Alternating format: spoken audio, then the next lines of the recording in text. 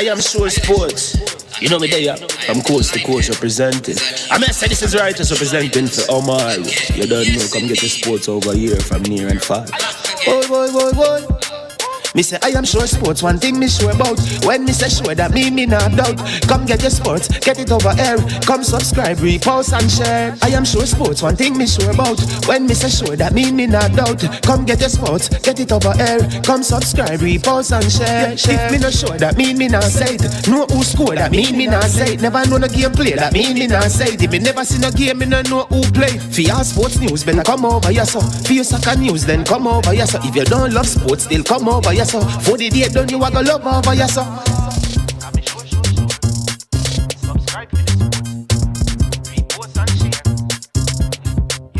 So when it comes on to behavior concerning football, Jamaica is decent.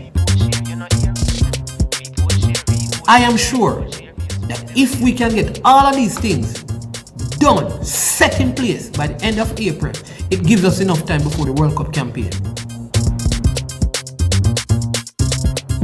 Not afraid of no Brazil, no Argentina with these crapper players. We are good enough. Remember to like, subscribe, share. Listen, comment, let me know what your thoughts are. Jamaican herbs and spices add delicious, bold flavor to your next grilling experience. Flavoring sauce, a marinade, basting, condiment, or topping. Trick Nick Jerk Barbecue Sauce.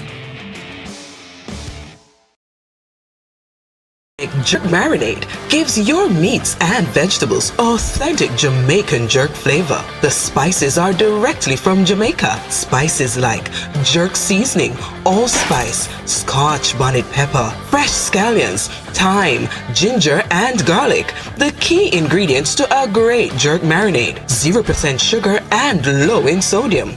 You want to try it?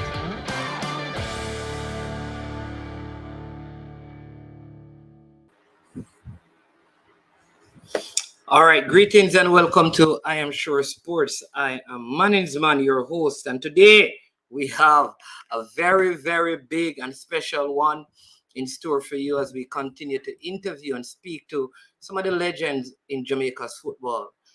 Just persons who represented the country, had stellar career all the way from their youth days to the national team.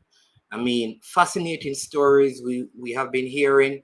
And this individual, I mean, on the field, he was very elusive. It was very difficult to even take his, I mean, though he was short and all of that, he kicked it very well. He goes by the name the Bomber. You know, sometimes when you enter in a building and they say there's a bomb, it takes you a while to find it. When he was on the field, he not just kicked the ball hard, but it was very hard for you to find him on the field. They call him diminutive. Number 10 and striker, played in the MLS, had a good career there. And, you know, we had this interview, but he was so elusive, it was hard to find him.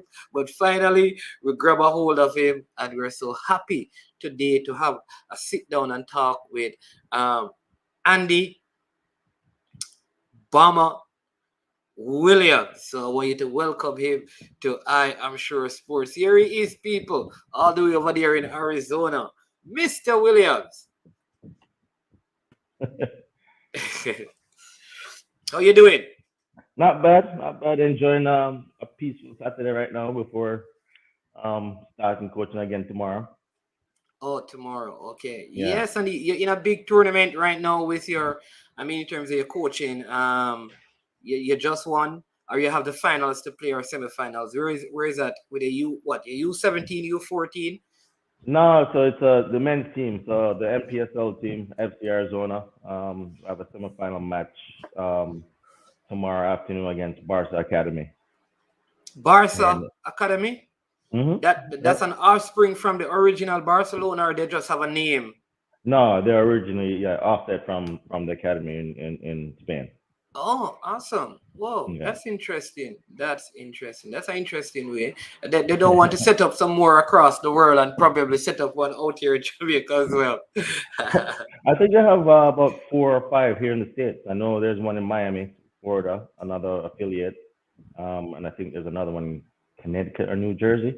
But this Okay. one was the original affiliate that started here in the U.S. Okay, cool, cool, cool. All right, so listen, I mean, again, thank you for coming on the Legends Con. I know you're a very, very busy man, and I know there's a major 3 hour time difference between Yeah. where you are and where we are at right now. But I'm so happy.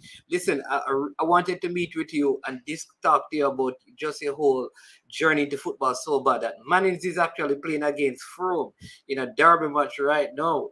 And Mannings Okay. are leading before halftime. And you said 4 o'clock. And I said, listen, man, I have to miss the game because I'm not missing. I have to watch a replay of the game because I'm not missing the opportunity to sit and talk with you. So thank you again for coming on. And I know this is going to be a good time. All right. Pleasure. Thanks. So yeah, man, I'm gonna ask you to start by just sharing with us and when you started playing football, the earliest memories, and just give us, just your journey all the way up to your time at St. George's and then moving away from Jamaica to further your career. Okay. Well, what started off as everybody should know as Bobby Williams' son. Um, St. George's footballer, national team footballer. Um, and at the time, my my dad finished his career. He started playing tennis. So I grew up my first between 5 and 7, playing tennis at Ligney Club, and we used to go there like maybe 4 or 5 times a week, every night. And my father used to play tennis. Um, and then not until about when I turned 7, my mom showed me a couple of newspaper clippings of my dad in the Gleaner or whatever newspaper back then, representing Jamaica, Huh? playing for St. George's. And then that's when the switch for me to play football kind of changed. I was like, no more tennis. So, Oh, that's interesting. Your father actually played for Jamaica. yep. And went to George's. So when I was growing up, everybody was Andy Williams' son. I mean, Bobby Williams' son. And, if I went to Mona, went to Real Mona, or whether I went to George's, everybody walking my father, oh, you're Bobby Williams' son, you're Bobby Williams' son. So that's how I grew up with that, that little, Oh, yeah, oh. yeah.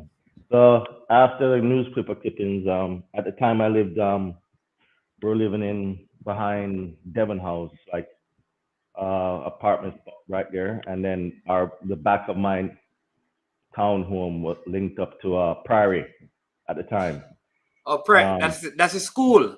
the school, yeah, Right. Yeah. yeah. So that's when I started like my friends at the time around the neighborhood used to start jump the fence and go play pickup ball over by behind Prairie at night with the old man them.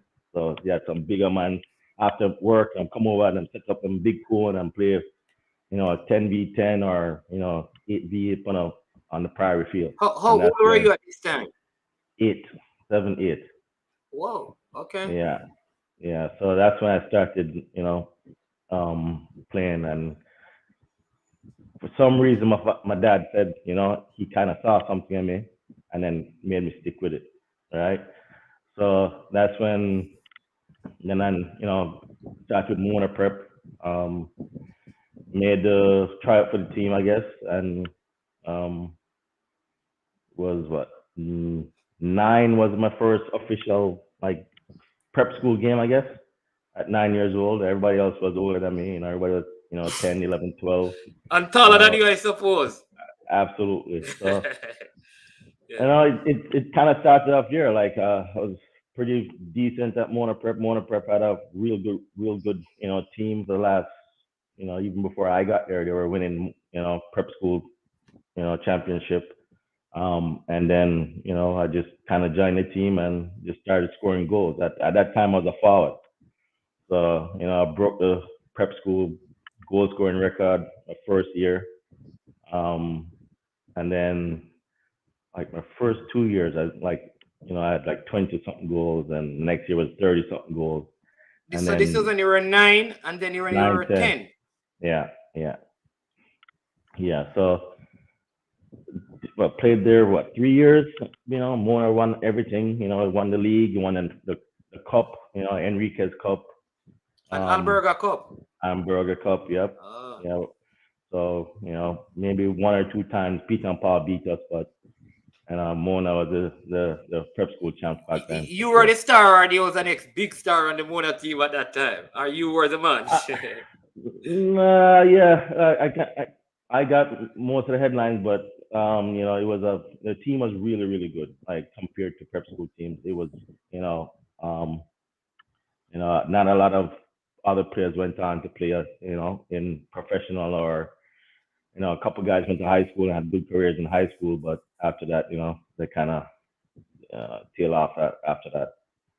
Okay, okay. Yeah. Who are some of those players who you remember any of them, or that's too Oh far yeah, back? no man, no man. Yeah, probably Giovanni Chambers. After I left to Georgia, he broke my record the next year, like 42 something goals. I think he scored in prep school. So and then Omari Murray. His Oh, father Omar, played. right, Yeah, his father played for Jamaica too. right. Um, uh, who else you would know? It's kind of funny because Omar Murray. All right. So I played against Omari Murray when they had this Milo competition that he had to go and stay in the stadium. So Yep, he yep, was yep. right. Yeah, That would have been the year up. Are you were on that team as well? I think, I and think I, uh, I think uh, when he made it, I left you're that gone, year. right? So when it Yeah. right, so you were ahead of me because on that team they also had this guy called Chris Brissett. They call him Deck. He was one of the probably No, the no, no. Yeah, I mean, yeah, yeah. I remember Brissett. you remember him? He was probably the Yeah, biggest 12-year-old I've ever seen in my entire yeah, yeah. I life. remember that. Yeah. Yeah. And then well, I forgot what school he went to, but yeah, I think after that he went to Calabar. I can't went to remember what. Calabar. Yep, Yeah, he he went played to for Calabar. Calabar. Yeah, but was it Gansted? No, it wasn't Gansted he I went to. don't know what school he was going before But yeah, Calabar. yeah. It Yeah, was a new school. It was a new school that came. Southermere? No, not Southermere. Southermere used to, but it wasn't yeah. Southermere Prep. But yeah, I remember Deck, of course. But that might be the year I played with. I don't remember that which year But that was, but I yeah. but I know Omar Murray and Deck were on the same team Mhm. at the same time, and I was Yeah. representing with like Patrick Graham and myself from that Patrick Graham. We went on to play for the Yep. national team. We were on Yep. that team together.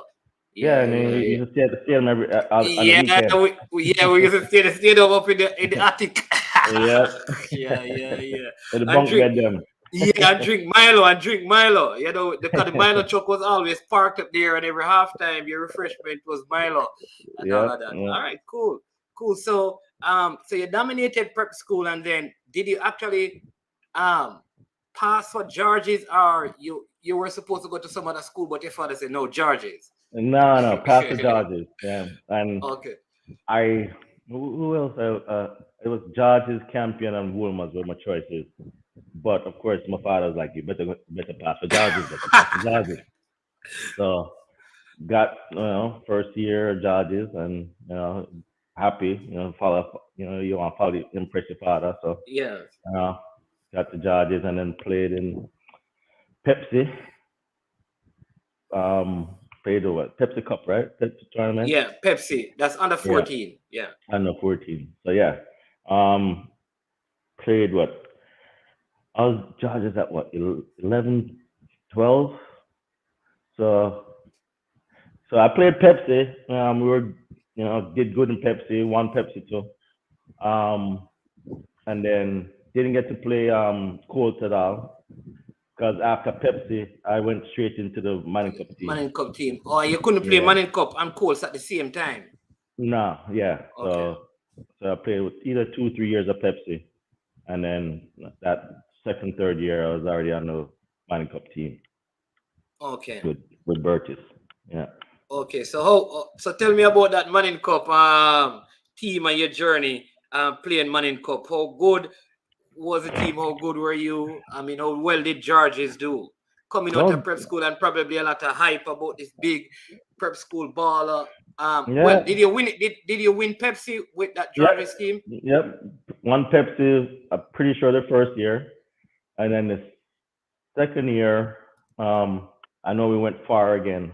I don't remember. We either won, we went to the finals. I won the final one year and win it the next year. So I don't remember which year was that. And then my second year at Pepsi, that's when Giovanni Chambers came to Georges Right. too. Okay. Because you had left And him at Mona. yep, yep, he came followed me to Georges, and we played on Pepsi team together. And then the team was, like I said, Pepsi team was really really good. My years there. Okay. So All right. you'd have So to research on which years we won and yeah, all yeah. that. Yeah, All right. So your first year Manning Cup. How was it? it was good. Yeah, at the time, Georges wasn't doing that well like the previous years. Um, so at one point they were like, everybody's beating six. So KC used to beat us. Everybody used to beat us. Like the first couple of years at Georgia, because I used to watch Manning Cup games, or I'm on the Pepsi team and the team go play games, and then come back and hear the team lose, and they weren't that great. Yeah. So I think that's when, I don't know if the first year, my first coach with Manning Cup was Burtis. So I don't know if he was a year before me, but that's when, once Burtis came, that's when Georgia kind of turned around Turn to around. being, yeah, the Uh, all dominant right. again. So you remember your team? You remember any of your teammates in that first season of Manning Cup that you played, and how well did you do? So the first year was really good. You had the Watts brothers. You had Well, first, tell me about the Europa Cup, because if you don't remember anything about the Manning Cup, the one thing a Georges or a KC player remember is what yeah. happened in the Europa Cup. So what Yeah, happened and in the Europa Cup your listen, first season? I've never played Europa Cup. I've Oh, never played any other games of a Europa Cup, either before, while doing Judges, or even after Judges. I've never played on a Europa Cup match, which is weird. oh, Yeah, it's one thing I would say. Like, man, I can't remember why, but anytime we had Europa Cup, I've never been in the game then. So that's kind of weird. okay.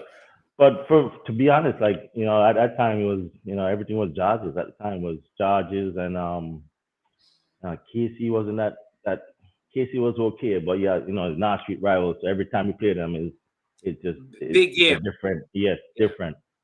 But I can't recall losing to KC too much. Willie Harris and Kevin Moore Young, all them people. So Oh, so yeah, Woolley Harris was on the KC team when you were on the Georges team? yeah, Willie Moore Young, Fabian Davis, who else? Ricky, what's his name? Ricky something. I forgot his name. But yeah, Moore Young. Um, who else here? Marconi Steele. Um, yeah, a bunch of KC legends, man. Of course. Okay, and you remember your Georges team? Who you had Yeah, in it? yeah, Trevor Spencer, Ernie. Everybody know him as Ernie. Um, Robbie, goalkeeper Robbie Scott. Oh Um, yeah. he had Marvin That's McLean, Edsel Robbie Scott. Scott. Yeah. Yeah, Yeah. yeah. I think I'm still playing football, to be honest. He kept for Tivoli. He kept for Tivoli in Yeah, one game last season. yeah, Yeah. Or he was a substitute keeper. He may have been a yeah, substitute. yeah. Yeah. So who else? Who else? Who's the father? Troy Robinson. Ernie. Yeah, the twins, the Chung twins. That transferred from Calabar to Georges. Jason and Yuan Chung. Yeah, Gregory Simmons. Um, yeah, pretty good. Ali Rose. I can't Oh, forget Ali. Ali Rose was Ali on that Rose. team. Yeah, Yeah. yeah. Okay. My So team he was. played with you. Ali Rose was there with you and Edsel Scott for all your seasons. Yep. Yep. Somebody's calling us. It's a buffer from Portmore or butter. I don't know. Maybe it's butter. I don't know. But yeah, but go ahead. Right. So your first season, right? You had all of those names. I mean, how well did the Georges team do? Did you go to any finals? I Yeah, mean, Manning Cup final, the Walker Cup. I know we won Manning Cup the first year I played. We did the you, double the you won second Manning year. Cup your first year. Yep, yep. Okay, My tell us about that journey. Who my you met in the final? I mean, how was your performance? How did ugh, you know? who we met in the finals? I remember we met Arden one time. Arden High. I remember GSC. JC was a big rival for us during that time in the 90s. Um, I know we played GSC in the finals of Walker Cup, I think 3 years straight, if I remember. Um, Oh, yeah. The one we did the doubles my second year, the one Manning Cup and Walker Cup the Walker same Cup. year. And you, Walker you Cup. lost you lost Olivier Shield. Yes, Russies.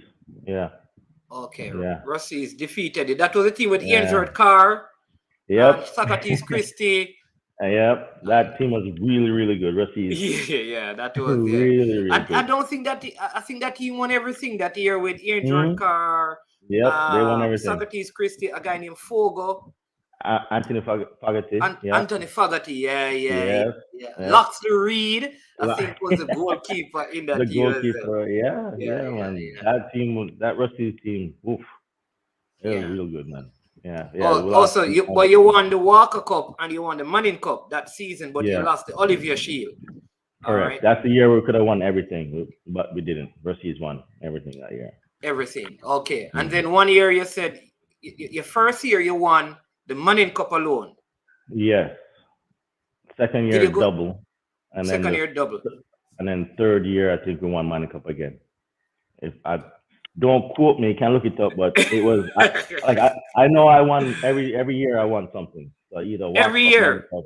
Yeah, my 3 years at All Georgia. right. Yeah. Were you the leading goal scorer um for any of those years? Uh no, just maybe for Pepsi. Not for Manning Cup. I think Ali Rose and Troy Robinson, they were the the forwards at the time. I was most of a midfielder when I was playing for Dodgers.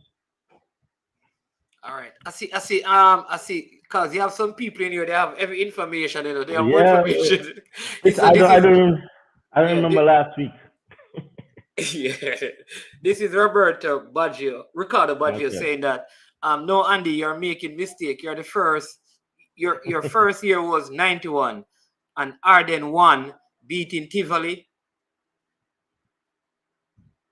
All right, well, not running like it's Yeah. just like I don't have any. I Uh, don't have the paperwork in front of me, but I know we did play. And we also played Tivoli in one of the finals. Can't remember was Manning Cup finals or like I said, I you don't remember carry, last, yeah, the but memory is catchy. All right. I know every year we won something at Georgia. I was All there. right, so let me give you, because these people have more information than the people who actually do the things with us. This man says, Aaron Horace says, St. George said, you're dead now inside the stadium. And Rossi says, what you run for? So I guess this is a Rossi's one here. And Yeah. then D Slim says, hi, Bridgeport 8 love in 1992 or 93. All Rose score a white with teeth. You want to say that? Yeah. Yeah. But, And then yeah. Ricardo said the first year you won the first year you won Walker Cup, you didn't win Manning Cup that year. Okay. Like either Yeah. one. I like all a blur for me right now. So Yeah, man. Okay, so you finish your year, I mean, being successful were you part of the Jamaica youth setup at that time playing? Like, did you get called up to any of the youth teams during your time at St. George's? Do you remember? Or did you make the yeah, all Manning team? yeah, I made all Manning team. And then you remember we had that tournament where we had a team All from Brazil, a right. team Somebody from just saying that yeah, Napoli said yep, all man in all da Costa versus Napoli and Flamingo youth from Italy and Brazil inside the stadium in 1993. yep. Played in that game. And that's I played under 14. I played under 16. Qualifying for Olympics and all U16 World Cup. Qualify for the Olympic. Oh, Olympic No, qualifiers. qualifying. Yeah, the Qualify qualifiers. for them. Not Yeah. yeah, Yeah. Yeah. yeah, yeah. Okay. And then after that, U17s. Yeah, Jackie Walters was my coach. And then what's his name? Aliman. Yeah. I think, yeah, Herbert er, yeah, Alleman. yeah, Yeah. yeah. He was assistant coach. Jackie was the head coach. Yeah. So that was my time with the national team. At that Okay, age. Bibi was supposed to be called for that team as well, because I remember him saying that when Herbert Alleman was he was called during that time, but he was told He that was doing track, right? yeah he was doing Yeah, track, but he said yeah. something about his hair. like his hairstyle never fit the profile of. Yeah, I I don't remember know. had some weird stuff when he was coaching, and he had to, I wouldn't say look away, but he had a lot of rules, and if you didn't do this, you're not making the team, and all sorts of stuff. Oh, But okay. Did those rules you think helped, or you think that they were not? They were probably unnecessary, given that. yeah, unnecessary at the time. So basically, Jackie was the head coach. He had the good cop, bad cop. So Liebert was the bad guy. You know, and then Jackie was, pretended to be on everybody's side, and he had the bad coach. Like, so it was fun. It was Okay, fun. okay, okay. All right. So now you had one more year left at at at at George's, Charges. but you didn't do Yeah. it. You. Nah. All right. So tell us Uh, about that. so 17 years old now. Yeah, so I had one more years. Like I said, every team I play on, everybody was always older than me. So all my friends at the time at George's were leaving. They got scholarship to go, overseas. Yeah, the twins. The twins went to Howard University. Um, and then Andre Virtue was going to Howard University. So at that time, I was like, you know what? I've done everything for money for George's. I won every year, and I was like, you know what? I need to do something different. I wanted a different challenge. Yeah. So and then all my friends were, like I said, were going overseas. Gregory Simmons, another one, went to college overseas. Ernie was going to college. Ali got a scholarship to college. So everybody left. I'm like, no, I'm not staying here. So at the time, we used to have every year. Used to have um, college coaches come down for the weekend, Right. Yeah. and you would play a game, right? So I played in this game, and a bunch of coaches were like, "All right, we like how you play. I want you to come." Then once they found out I was only 17, they're like, "All right, we don't want you now. We wait one more year. Can you, come back to next year?" And I'm like, "Nah, I want to leave now. Like, I'm not staying in Jamaica. Like, I'm leaving this year." So University of Rhode Island was the only school at that time that said, "All right, I'll give you a full scholarship now." At 17. Yeah, Okay. 16 turning 17. Yeah, Okay. yeah. So I'm like, all right. Didn't know where Rhode Island was. Didn't care. I just wanted to go. It's a Oh, full so full you scholarship. you weren't going to be with family. No, You were no, just nope, going to nope. university, 16 going to 17. Yeah, I was 16 that year. The school year I started, I was 17. So once the season started, so I got there. September is my birthday. I got there in August, and then September I turned 17. So I was 17 first year, freshman. And you're saying that like no mother, your mother wasn't there, your father wasn't there at this. My mother came for a month in August, like helped me to move over and set me up with my first bank account and apartment and the school stuff, all my books and stuff. She came for the first month, and then after that she came back. She came back to Jamaica, Okay, and and I so mean, yes, how? I was by myself. Okay, wow. So how was that for you in terms of being 17, going to a new environment? I mean, away from Yeah. parents, away from Mhm. your father, your mother, and playing football and stuff. Or did you have other Jamaicans playing there that were going to help you to adjust? Well, at the first semester, no, I was the only Jamaican there. Period. Like, and you probably could count all the black people on one hand and up at Rhode Island where I went to. So it Whoa. was tough. Yeah, it was tough. And then, talked to all my friends and they were all together in DC at Howard University. And then, everybody's making plans to go back to Jamaica for Christmas. And I'm like, I'm getting ready, like, all right, let me last out this till December and figure out like, what to do. So Christmas time comes up, and my parents are like, "Nah, we're not buying you a ticket. You're gonna go to Toronto to go visit my family, my grandmother in Canada." And I ball. Yeah. Yeah, because especially for me, because I was excited to go back home, go back with the family, go back with my friends, and after being isolated basically by myself for 3-4 months. And then all of a sudden she's like, my mom was like, no, you're going to Canada. And I was like, for Christmas. I was like, did not like it. So went there for Christmas. And then while I was there, Troy Robinson transferred from, what school he went to? I can't remember what school, but he was going to college in the States too. And then he transferred to Rhode Island when I got back. Right, because he had gone up a year before you. Yes, yes, Yeah, yes. He was somewhere, was it Illinois? Somewhere in Illinois he was. So he transferred to Rhode Island, and then he and I were roommates after that. Oh, so when you came back from your Christmas break, he was at the school. Okay. Yes. So that made everything a lot better. Okay. So that's that.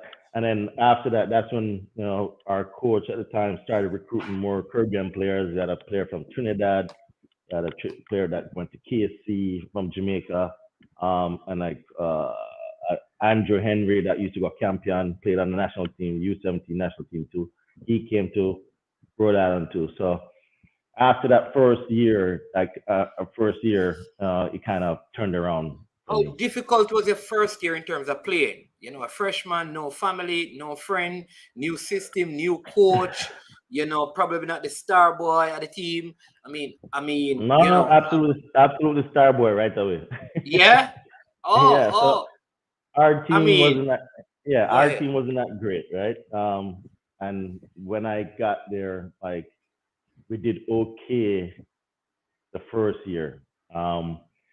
It was not until my junior year is when the team, like, we brought in all these new players. That's when the team kind of took off. So I came in and started right away, scored goals. And for the person who don't know, junior year would be third year in Jamaica because you have freshman, sophomore, junior, and then senior. Right. Yeah. So junior would be a third year, right? So it was at that point that the team started like doing extremely well because you had more support. So my sophomore year we won the 8th. We won our conference, and then made the NCAA playoffs first round. My third year we made it to the finals and lost to Dayton my junior year, and then my senior year that's when it was 97, 98, 97 is when I broke my collarbone, shoulder. So I didn't play my last senior year of college. I missed the whole season. I only ended up playing 2 games at the end of the year when I recovered back from that. So let me find out. All right. So this is interesting. So when you got called for Jamaica, you weren't a professional yet. No, I was in because you have not played any professional football in Jamaica. It's just high school football. Because you never played for a club in any competition in Jamaica. No. So no, not at all. I played for Ramona as a kid. U12, U14, minor leagues, but never played professionally in Jamaica at all. Okay. So when you got called to the national team for the first time, it was based on the fact that you have always been a part of the youth teams coming up. Yes. And then I was doing good in college too at Rhode Island. So, won this, scoring goals. And what are some of the things that you won? So they won the A10 Atlantic 10 championship, and then got player of the year for A10, and then made NCAA finals like my last 3 years. So it was between my sophomore and junior years when I got called up for the national team. Okay, and you remember what age you were when you got your first call up, and the first game you played for Jamaica? What age you were? Who you played against? So the first time I met Renee, Coach Samoes, was 1990. No, it was we went to a Pan Am Games. Jamaica went to Pan Am Games in Edmonton, I think I want to say, or Calgary, somewhere in Canada. And that was my first time meeting Coach Samoes. He was in charge of that team. And then, he was of course, national team coach after that. And then he called me up in '97. I think it was my first cap or first like real official with the national team. Pretty sure it's '97. I came back down and he gave me the option of either, no, not, I'm fast forward. He was like, either I go back to college and don't in the World Cup team, like forget about it, or I stay in Jamaica and try and make the national team. So I'm like, I don't care about college no more. So Whoa. after my, so remember senior year, you have September to December is the college season. So after I finished playing my college season, at Christmas I came back to Jamaica and stayed in Jamaica to try Oh, the so you national team. actually have to finish. So you didn't finish college? No. So I Oh, left halfway through my senior year. He was like, either you go back to Rhode Island and you go do your school, you get your degree, whatever, or you can stay in Jamaica and try and make the national team. I was like, all right, national team. whoa. Whoa, that's a Yeah. big decision. How did your parents feel about that? To this day, my mother hates him for that. You know what? Listen, that I think that whoa, that's a tough choice to give to a 21-year-old, 20, because you're around 21, No, 97, I was 20. 20. Yeah. And at 20 years old, you're faced with the choice of finishing your college education or represent your national team. Yeah, 19, 20. I was 19, turning 20 at that time. Whoa. Yeah. And he was And so like, either, you chose to give up your final semester of college. yeah, because I figured, 20, 19, like I can finish it sometime later on. Like, and, I'm pretty sure he had to convince my mother too. So You had to it convince him. paid off. It paid off. It paid off. Well, we're gonna Yeah. get into that. I just want to get a couple of questions because and thanks first all the persons in the comment section. I mean, a lot of big ups you're getting. So many big ups and stuff. But one person is asking if Tyrone Marshall was a part of the St. George's team that you were on. No, he left. So he left before. I never played with Tyrone. He was on the Manning Cup before me.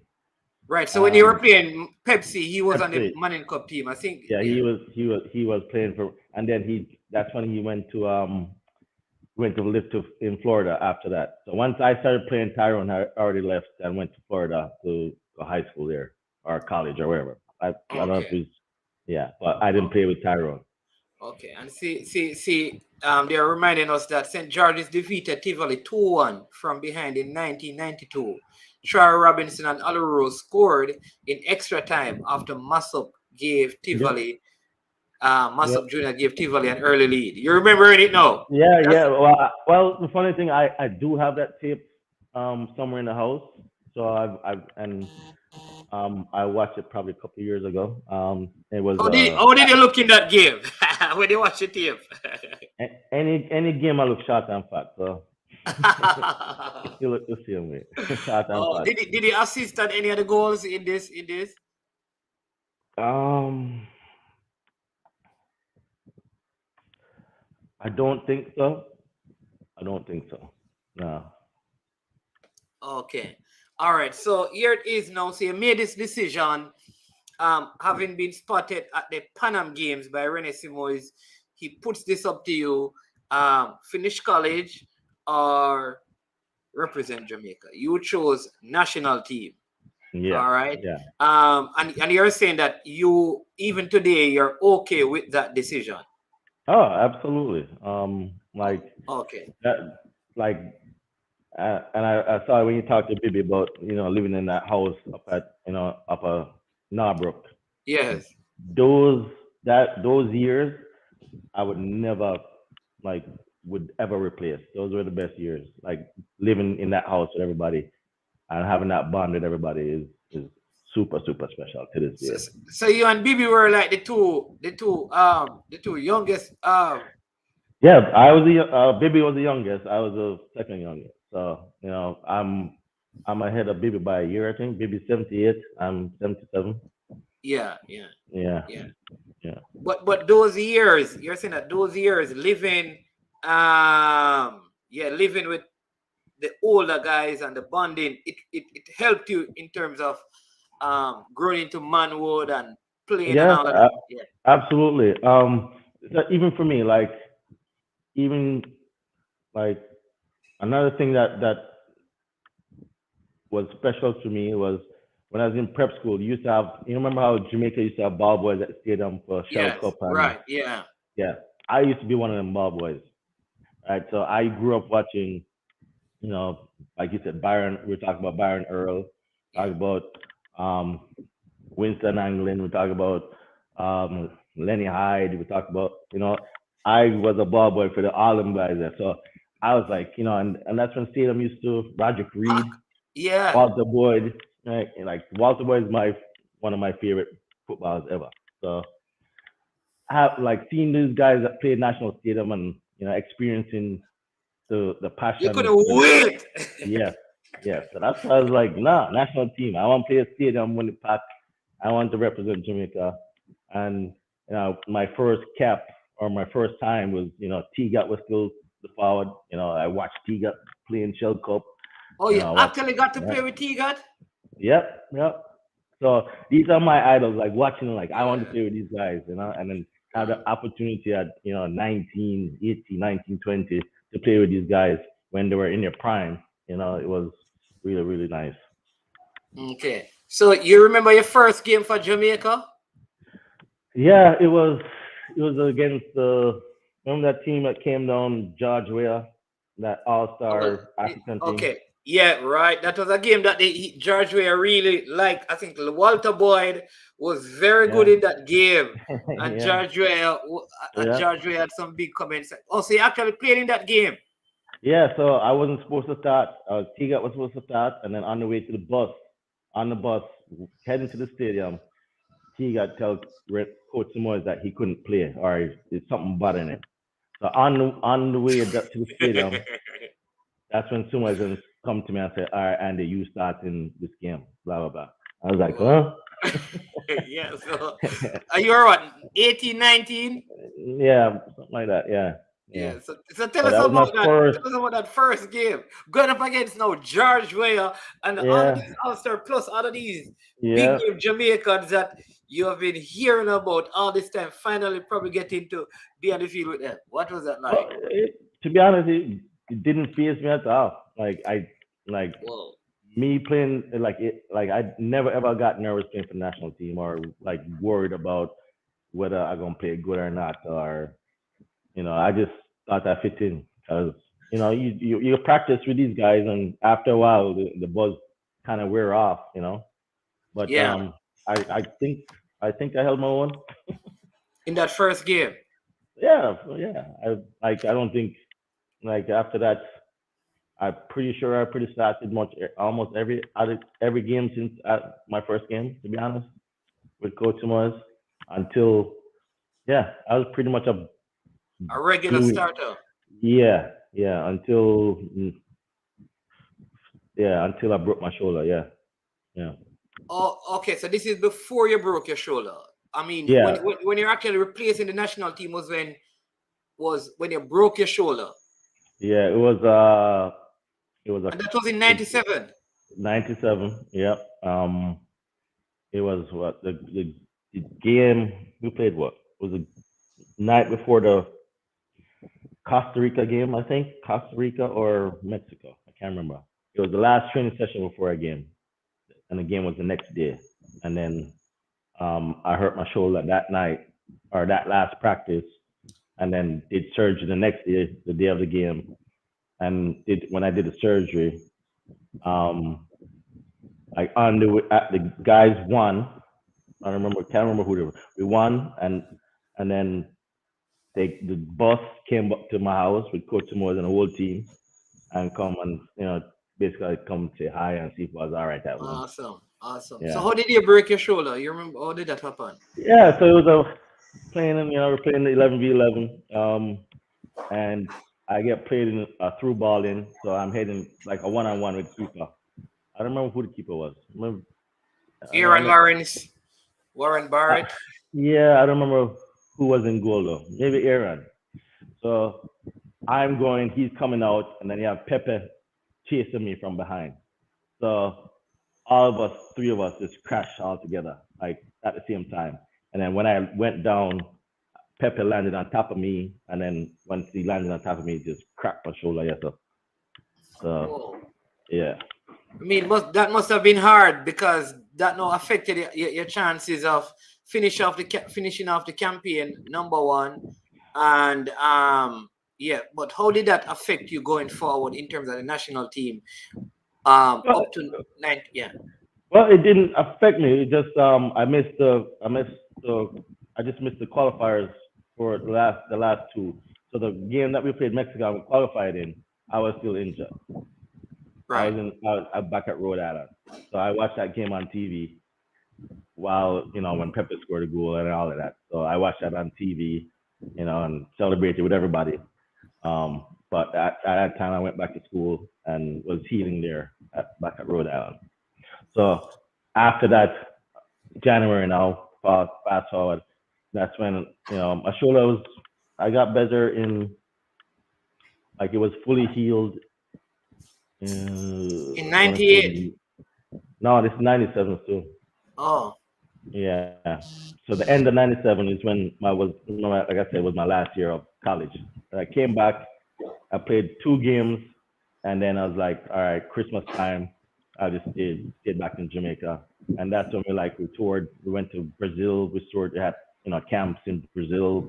That's when the national team started traveling again. So I was in the camp from 98, beginning of 98. Yeah. okay, all the way up to the World Cup.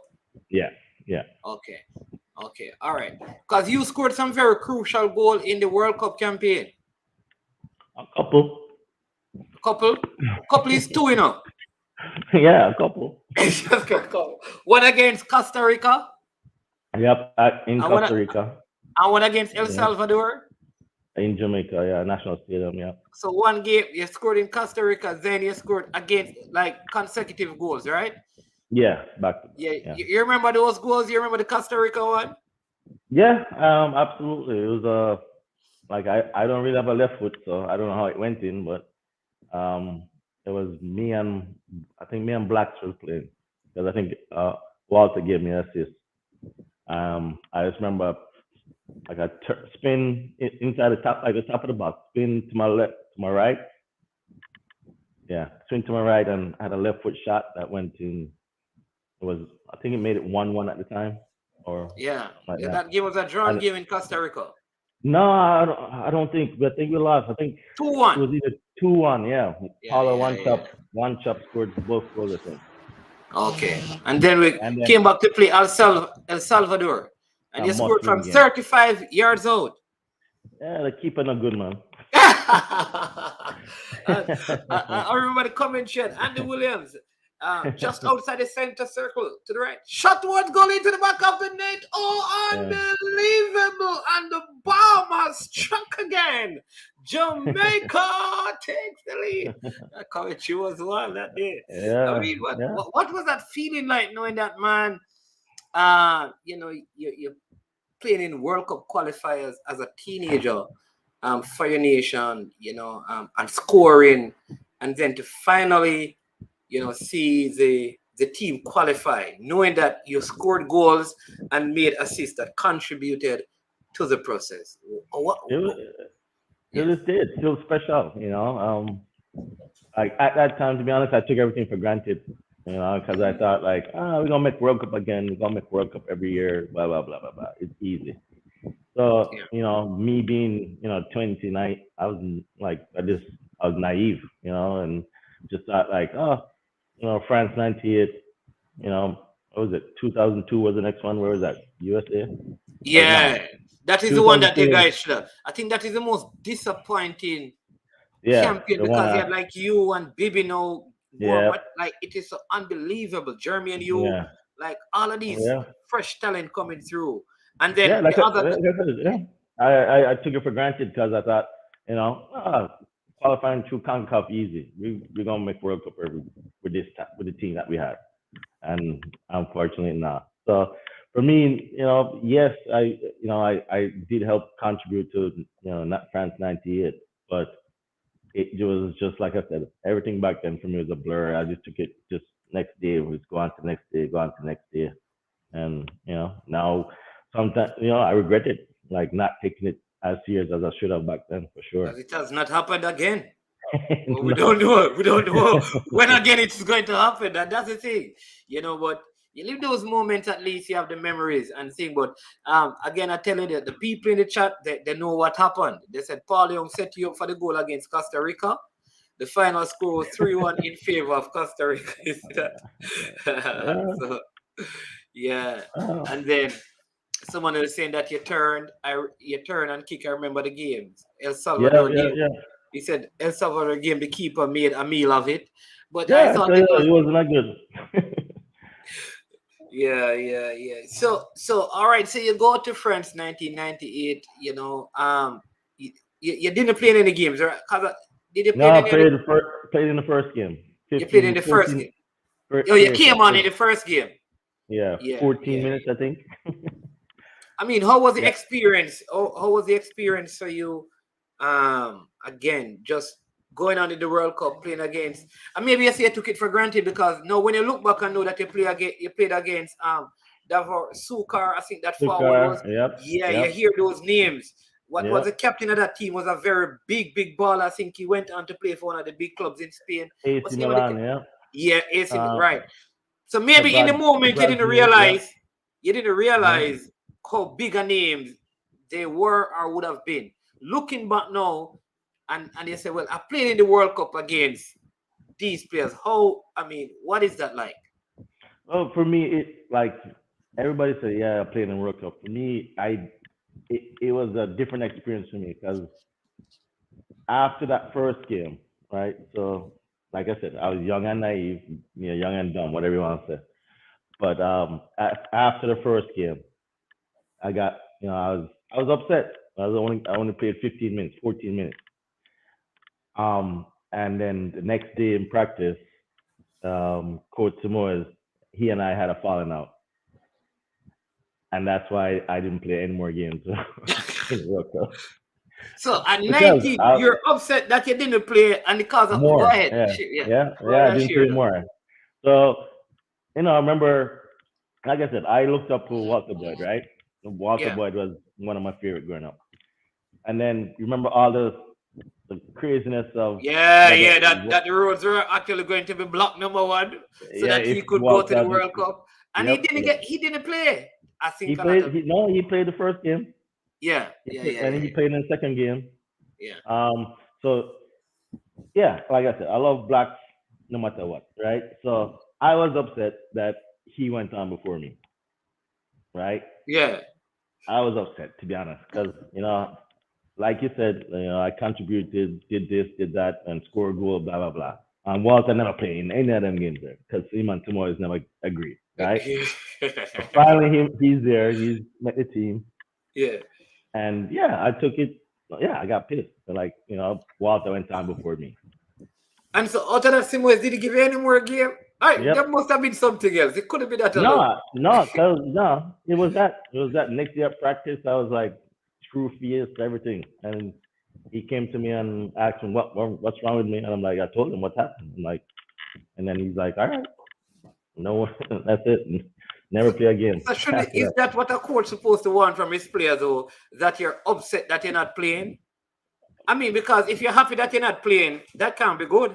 No, well, every coach is different. So maybe maybe I showed him up in practice or something, and he just wanted to make an example or something. Who knows? Who knows? Okay, but did that affect you working with Coach Simoes going ahead, especially Well, after the World Cup and stuff? And because now, no, no, okay, no, no, not at all. After that, it was like, I don't know, maybe another thing probably that I remember when I signed my contract with MLS, right? He didn't like that either, and I had signed it before World Cup, I think, before I went to France, and that was another thing that he didn't agree with. He didn't think I should go play MLS. He thought I should try and go Europe, whatever. And I know he was pretty upset that because at the same time, that's when Bibi and Bolt right. and I was the second youngest, so I think he wanted me to do something else instead of going to MLS in the US. Okay, so So, all right. So the question is, why did you choose the MLS? And looking back, I mean, do you agree that maybe I should have probably waited until after the World Cup and probably gone into Europe, or you think based on how things panned out, this was the best decision? well, for me at the time, like, so I had at 18, at 19, I had a kid, right, from college. Okay, So okay, that's another reason why I was like, I want to stay and play in the US so I can be with my son. okay, That okay. was a factor for me. So, maybe I could have waited till after World Cup, but I was like, I want my son to grow up with me. Blah blah blah blah blah. Okay, but you didn't have an agent then, because I suppose you probably have an agent to work with that could have probably advised you, or you So, did have an agent. I did have an agent, like, so I had a guy that kind of followed me throughout on my time at Rhode Island, and he was Eddie Pope's agent at the time. He was representing U.S. national team at the time. Eddie Pope, Yeah. captain of U.S. soccer, blah blah blah, defender, Mr. Defender. So that guy, he kind of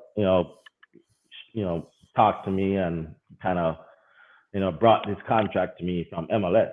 So and to this day, that guy is still one of my best friends, and if anything football related, I still talk to this guy. So that was my kind of reason for me heading to the States.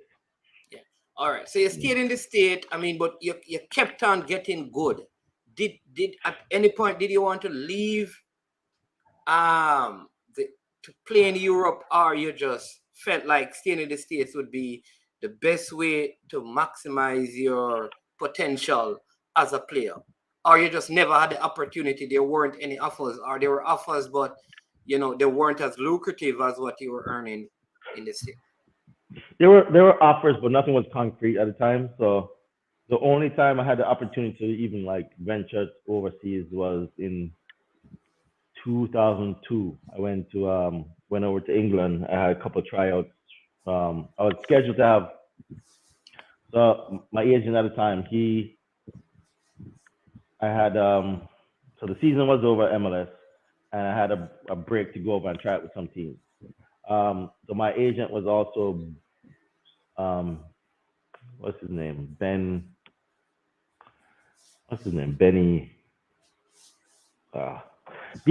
Former DC United player, played for U.S. national team, played at Nottingham Forest. The coach was Andy Platt at the time, and the agent scheduled me to go over to try out with his team for 2 weeks.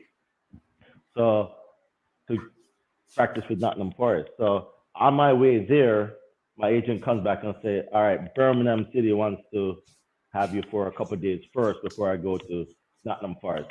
So Nottingham Forest was a sure thing. Oh Lord. So he's like, "All right, let's go to Birmingham first and see what happens if we can leverage or have two, Right. So once Platt heard I went to Birmingham, Platt was like, "All right, we don't want you anymore." Oh no.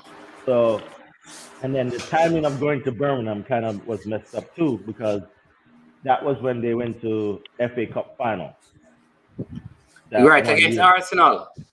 I Yeah. can. Somebody will Think probably so. tell us in the chat. Yeah. So Yeah. I don't remember the name of the coach either, but I can picture him. So it was a week before FA Cup. Like they made the FA Cup final.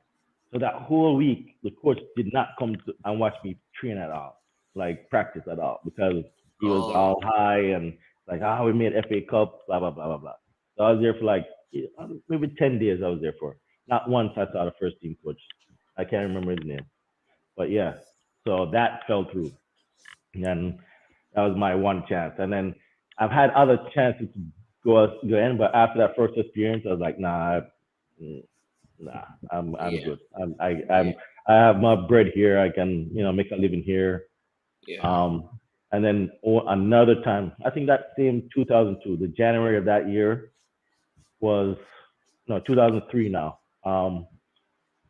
I went down to Mexico to play for Necaxa. Tried out with them because my agent still he had a player that was at Necaxa that played in MLS that went down to play for in Mexico. So I went down there, and it was try it was fine, did great, but the coach liked me. But in Mexico, you only can have a certain amount of foreigners on your team.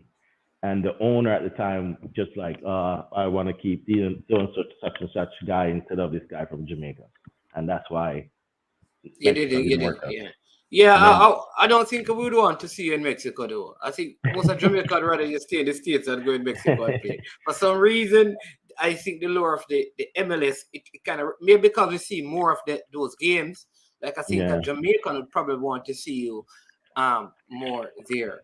But that's interesting. I think we're interviewing I think Byron Earl, and he spoke about the opportunity he had to go to Carlisle and just hmm how one little thing just altered that whole thing. yeah, And yeah, Dean Sewell at the time was in the chat, and he said, like it's a very razor thin line between getting this big contract and missing it, and it's almost the same thing yeah, because just that one decision to go and try out at Birmingham hmm kind of messed up a sure thing at Nottingham yeah, Forest.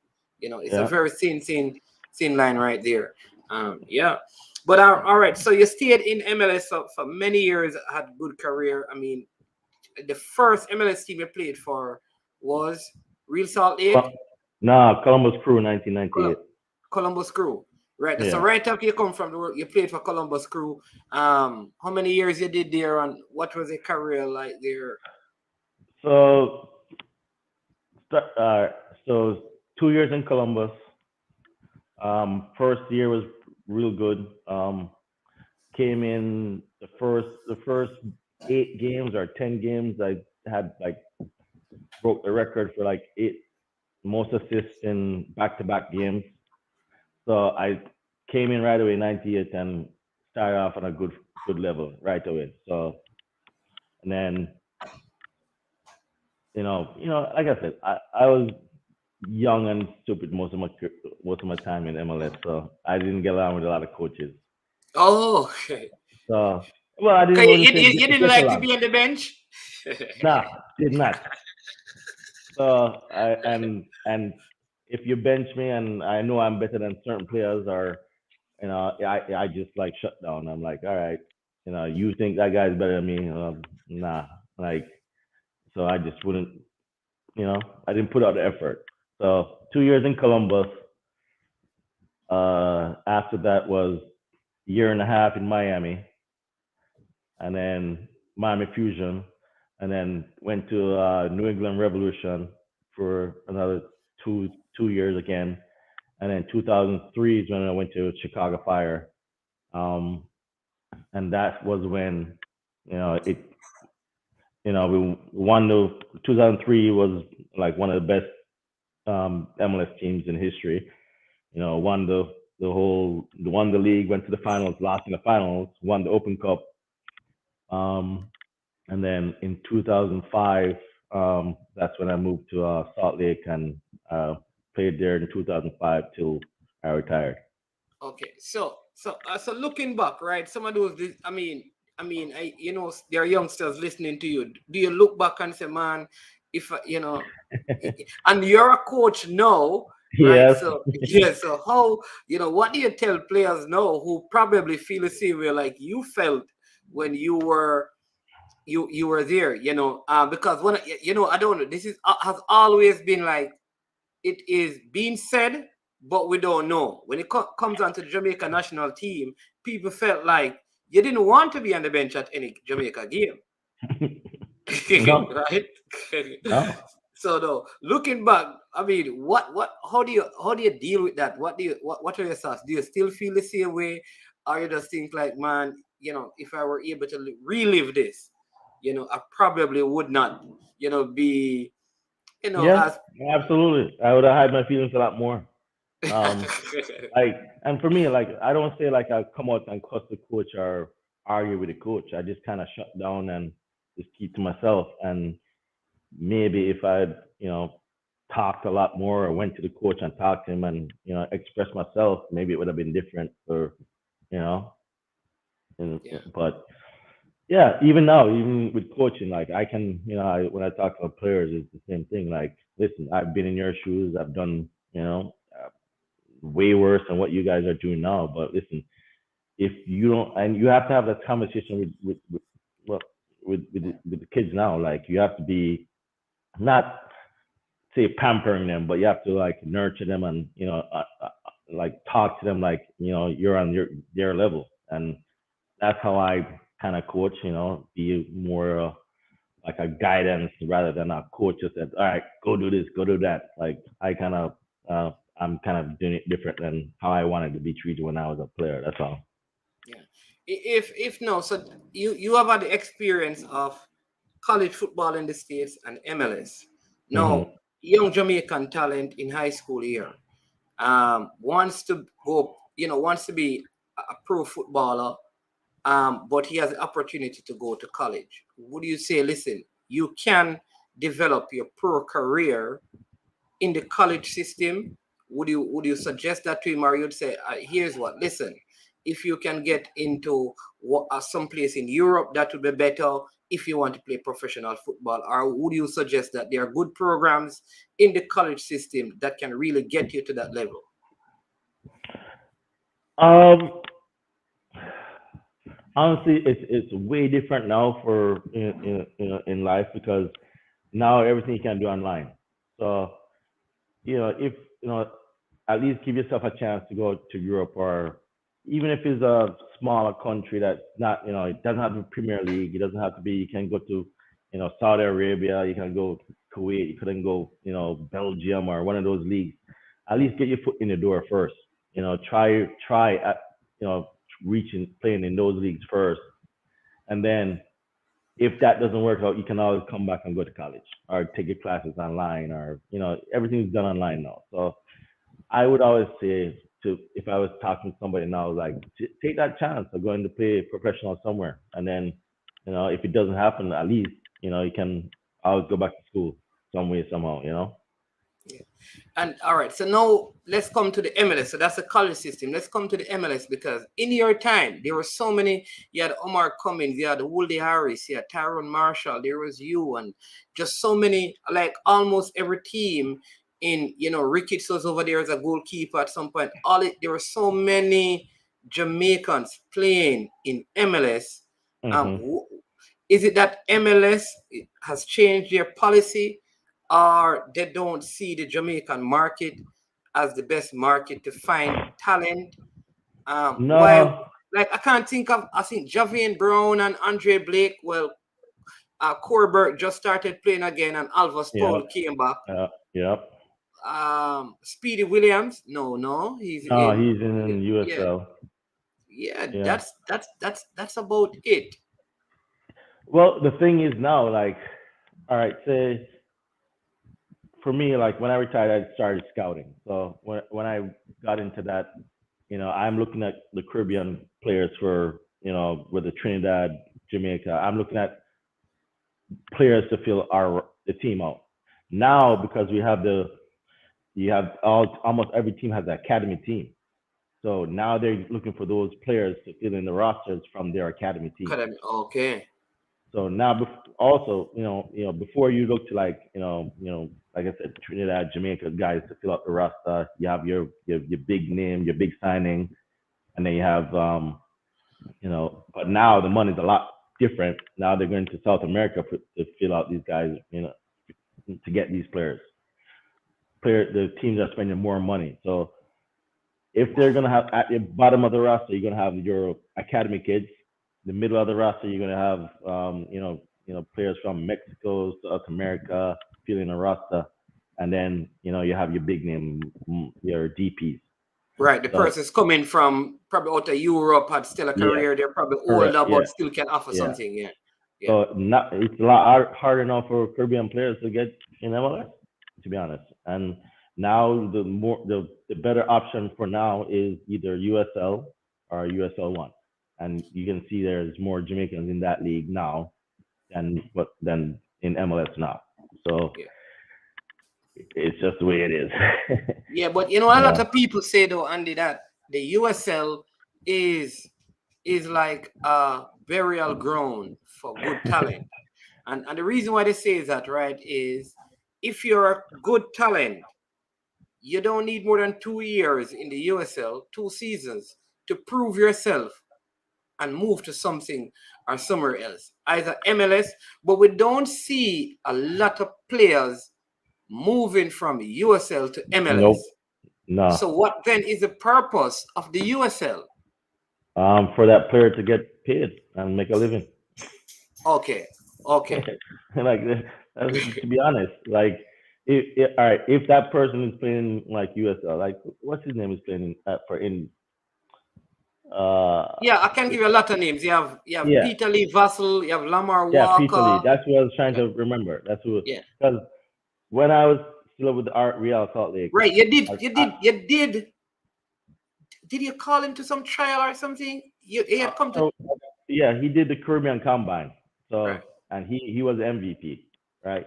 And then he went in the MLS draft, like, and I tried my best to get him to come to Real Salt Lake, like, but LAFC picked him before we did. So. And he could not like, so say LAFC got him. He has to sign for them. Yeah, well, yes. Oh, so he doesn't have a choice in terms of where he goes. No, not in MLS. No. That's how. Because remember, it's MLS is the main thing. So even if you play for Philly or you play for Salt Lake, you're employed by MLS. You're not employed by LAFC. Okay. So you're an MLS player. So for you have no say if LAFC wants to trade you to somewhere else. Like you have no say. Like I've been traded 5-7 times. And you did not choose to go to those teams? Not at all. Not at all. I just come to practice and coach is like, you got traded today. See you next. Even the players, like there's a guy from Atlanta called Almiron who was Miguel, right to Newcastle. So that was an MLS. No, that to go play like in England or you get that's a transfer.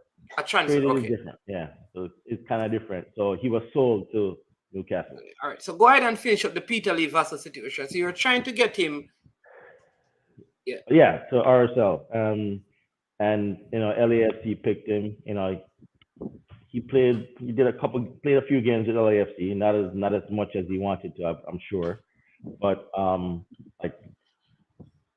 and then kind of fell off of LAFC, like they cut him, I guess, right? So his contract was finished, and he was in Jamaica, last year or year before, not doing anything. Now he got a chance back into the USL, right? He's playing, I think, Indianapolis, right? Yeah. Or didn't he go to? He went somewhere after where did they send him? I don't remember. But go ahead with the story. So, like for him now, I remember the time when he was back in Jamaica. He's reached out to me many times, and he's asking if I can help him get to. We had a USL team. The Monarchs. He was trying to I was trying to figure out with him and his agent trying to get him placed somewhere. And it was just not happening. Nobody wanted to take a chance on him. So finally, he's back in USL, and he's playing. He's playing now. He's contributing, and now he's getting quality minutes.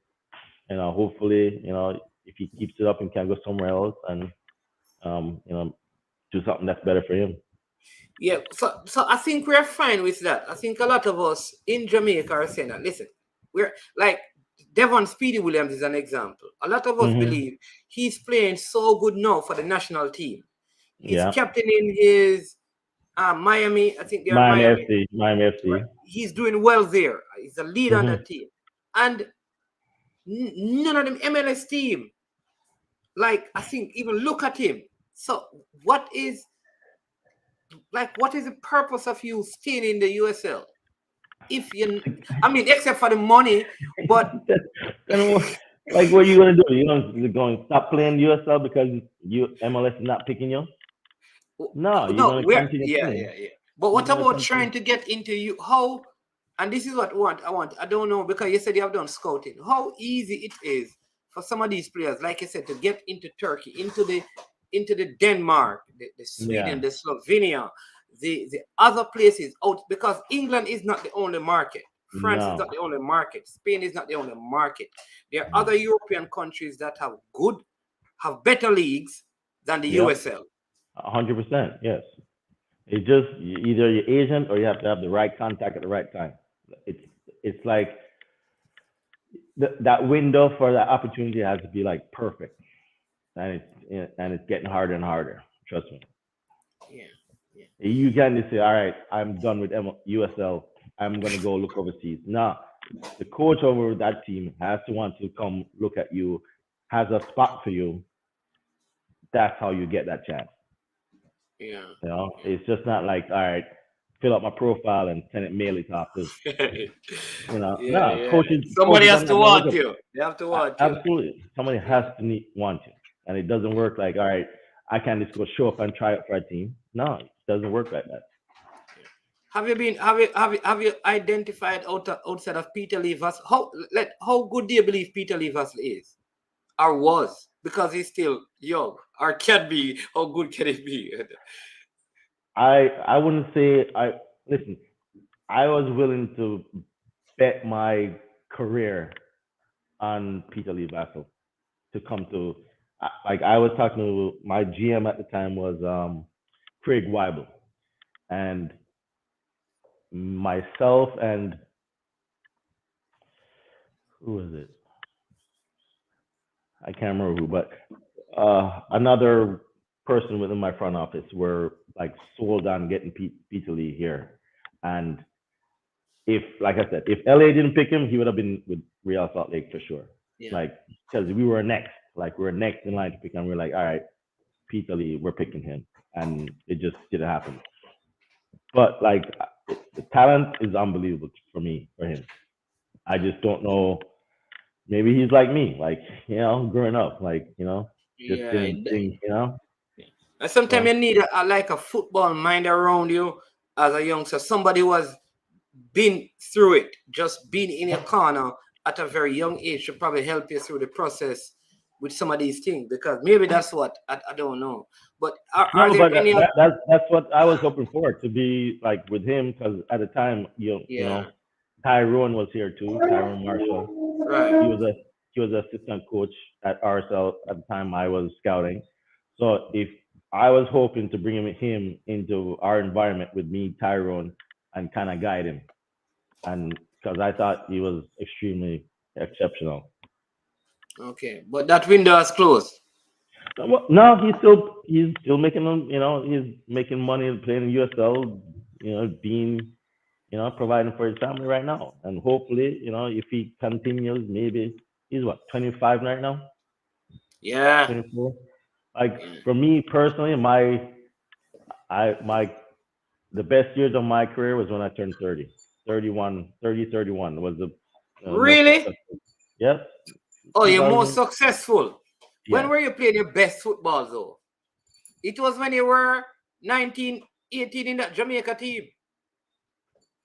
No, because I what was it? I got I played for the Gold. We'd have good runs at Gold Cup. We'd have Yeah. Caribbean Cup, not Shell Cup, Caribbean Cup. I got MVP for that one year. So In your most 30, like 30, 31. no, During that. no, it was no. The I would somebody probably have to look it up on when last time Jamaica won the Caribbean Cup. Like that's when it wasn't the year when Luton won it. Luton was the leading goal scorer that year. Shelton. That was in Jamaica. That last Caribbean Cup was in Jamaica, and Jamaica when Jamaica won. It was me and Talpi, both of us captain the team. And then it was the Caribbean Cup before that. That's when I won MVP. Okay. Okay. Yeah. All right. All right. All right. So Mockingbird is asking, what is the difference in pay scale between MLS and USL? So the minimum salary for MLS is $75,000. So Once A you year, sign, a yeah, year. a year. Once you sign a contract, the least you can get for MLS is 75, right? Um, for USL, it can be anywhere between 50 to, some players, if they're been in USL for a while, you can make six figures in USL easy.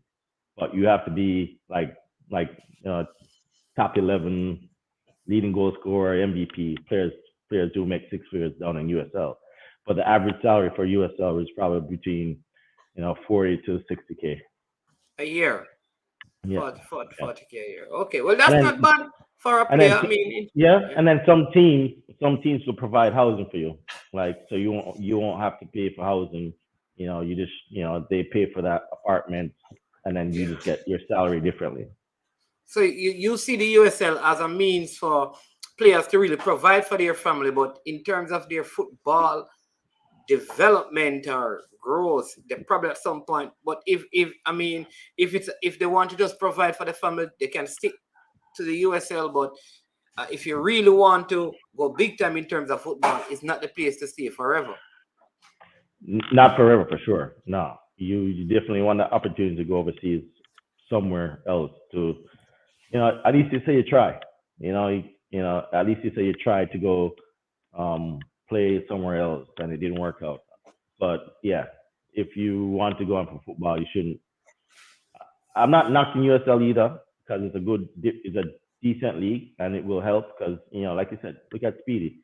Like, he is one of the top players in USL, like top 15 for sure in USL. And if he continues, he's definitely probably going to try and look overseas, or get an opportunity to go overseas eventually, hopefully. Sorry, O'Neill Fisher is also in the MLS as well. MLS, yeah, Yeah, yeah. DC, So I yeah. forgot his name. Yeah, No, there's I think two more players I can't remember right now, but yeah. But not as much as before. Yeah. yeah. Chris Roman says USL is minimum wage that, which is Yeah, but correct, it is. But that player is doing something that he loves instead of working a 9 to 5. You know, yeah, and yeah, maybe there's one more opportunity for him later on down in life where yes, he's making minimum, but somebody's gonna take a chance on him somewhere else eventually. yeah, yeah. So what are you? Let me just transition now to Jamaica football and a whole. Now you're a coach, and so now you see things from a different perspective. Yeah. Oh, somebody just telling me that Fisher was released Just recently. just recently. Yeah, I'm telling you. Oh, The- okay. these Jamaicans are like super agent, they chat, they track it. And No, then, it's good. It's good. Like, I don't mind being corrected at all. yeah, that says USL might be minimum wage, but it pays better than Jamaica League. Yeah, you're And the you get 15th. Yeah, get your money. the 15th and the 30th. You definitely get your money. You don't have to worry about looking for anybody or running down somebody to down the road or meet somebody at the office to pick up a check. Yeah, you see your money goes right into your account. Yeah, No problem. Yeah, yeah. Just financially secure. yeah. And they said that he was released Okay. Yeah. last week. Yeah, yeah, Yeah. yeah. The teams now that didn't make the playoffs are you know finalizing their rosters for next year, and cuts have to be made. Okay, okay, all right. So now, what is your take on when you look at Jamaica's football now? I mean, you saw the glory of 1998, and like I tell people, like having been around, I know that Simo's plan was really to qualify for 2002. It's Yes. just that 1998 came and it wasn't supposed to, but it Yeah. happened. And Yeah. somehow I think that qualification in 98 hampered the 2002 plan, because I think we had the best opportunities then, because so many of you guys had gone through the whole cycle of the campaign. Number one, you went through that. You were in and around the team. Like Mhm. all of these, like Ricketts was there, And when you look at some of the players around that time, a lot of them went on to have very good careers. So, yeah, what really messed up that campaign? Like I said, and I'm sure you can go back and talk to even Bibi or whoever was in that '98 campaign and the 2002 campaign. If you were in that '98 campaign, like that, um, like being at that house, that bond, that group of guys got never formed again. Like 2002, because maybe England, I'm playing MLS, who's playing here, everybody was. So there's no camp like what we had in 98, 97, 98. So Oh, that's my feeling. That's my thoughts of not qualifying. Like even now, the talent for the national team right now is off the chart. Michael Antonio, all these guys playing in England. Like talent wise, or maybe better now, but as a group, it's the bond is not there. So you don't have people fighting for each other like how I would back in the day. like Like real fight and fighting on the field, but real fight. it's just like in Mexico when we got into Yeah, that big real old fight. fight. Like like I don't think it's there. Like the team bonding, the team chemistry is non-existent. And you can't just have this guy come playing, come here, come train for 3-4 days, and you think that team's gonna work out. I don't think it's like that. We're But not isn't like that that. how professional football is no though, Andy, where like you like when you're the big nations, like how often does Messi get around Argentina? All right. Messi grew up with all these players though, correct? Like Yeah, throughout his well, career, all U17, the yeah, he Sergio played several Aguero, games. Yeah. he's played with them growing up throughout the years, so he knows them. Like our guys now, they never played with each other, like even last week. Like so that's the difference. Like you could with the European guys, that group has played from their youth levels all the way up. Yeah. Yeah. So Yeah. even though that guy he plays in Italy, I play in Spain. As a youth, he and I grew up together playing, so I know him already. So Yeah. I don't need to that the 3 days doesn't matter. I knew him from way back then. I know how he is still to this today. That's the difference. Okay, so part of what I mean, going ahead, you think that that's something we have to like almost find a way to make it work again, where there is a consistency in terms of players playing together, even if they're in different countries, but playing together from the youth level, It has to be coming from through the the ranks. U12, U14. Like we need to have kids from that level starting from now. Maybe 10 of them will get a contract elsewhere, right? When they grow up to when they turn 18 or 20. Maybe 10 of them. But those years of them playing together as kids matters. Yeah. And when they come back, say they go up and go here, they come back, they remember themselves from U12, U14, and that's how you build that little pocket of players. And then you can add 1 and 2 players. You can't add 20, 18 players that never played together growing up. Yeah. You can have a core of 5 to 8 and then build off of that. Yeah, which is a lot of people are saying that there has to be, I mean, most sensible people are saying that there has to be a core coming through the ranks together, Yeah. right? Not all of them will matriculate into world beaters. But what Yep. happened is that no, this is where you're pulling this one from Spain, you're pulling this one from England, or you put Yeah. right to add to that because this idea of waiting until players are 27 and you just pull them from everywhere and put them together, it's Can't not work. enough time for but No. yeah, No.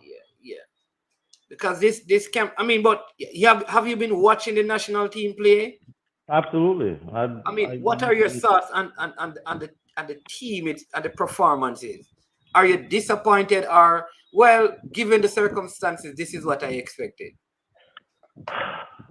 No, I'll whenever Jamaica play and then they don't win or don't play good, yes, I'm disappointed.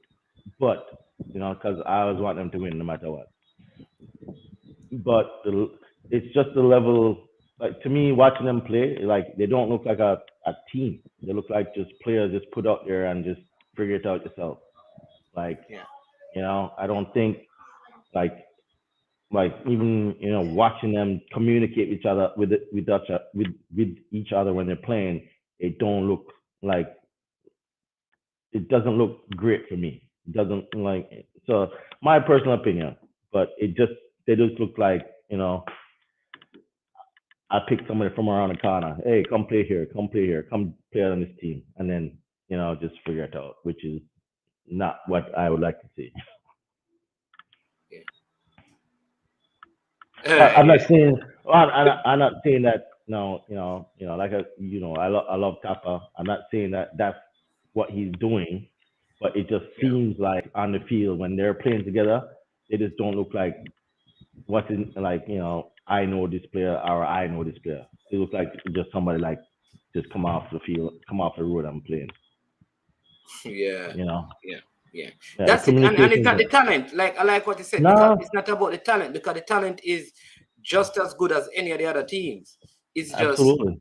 it just look like the talent is disjointed, disconnected, Yeah, yeah, disorganized, and yeah.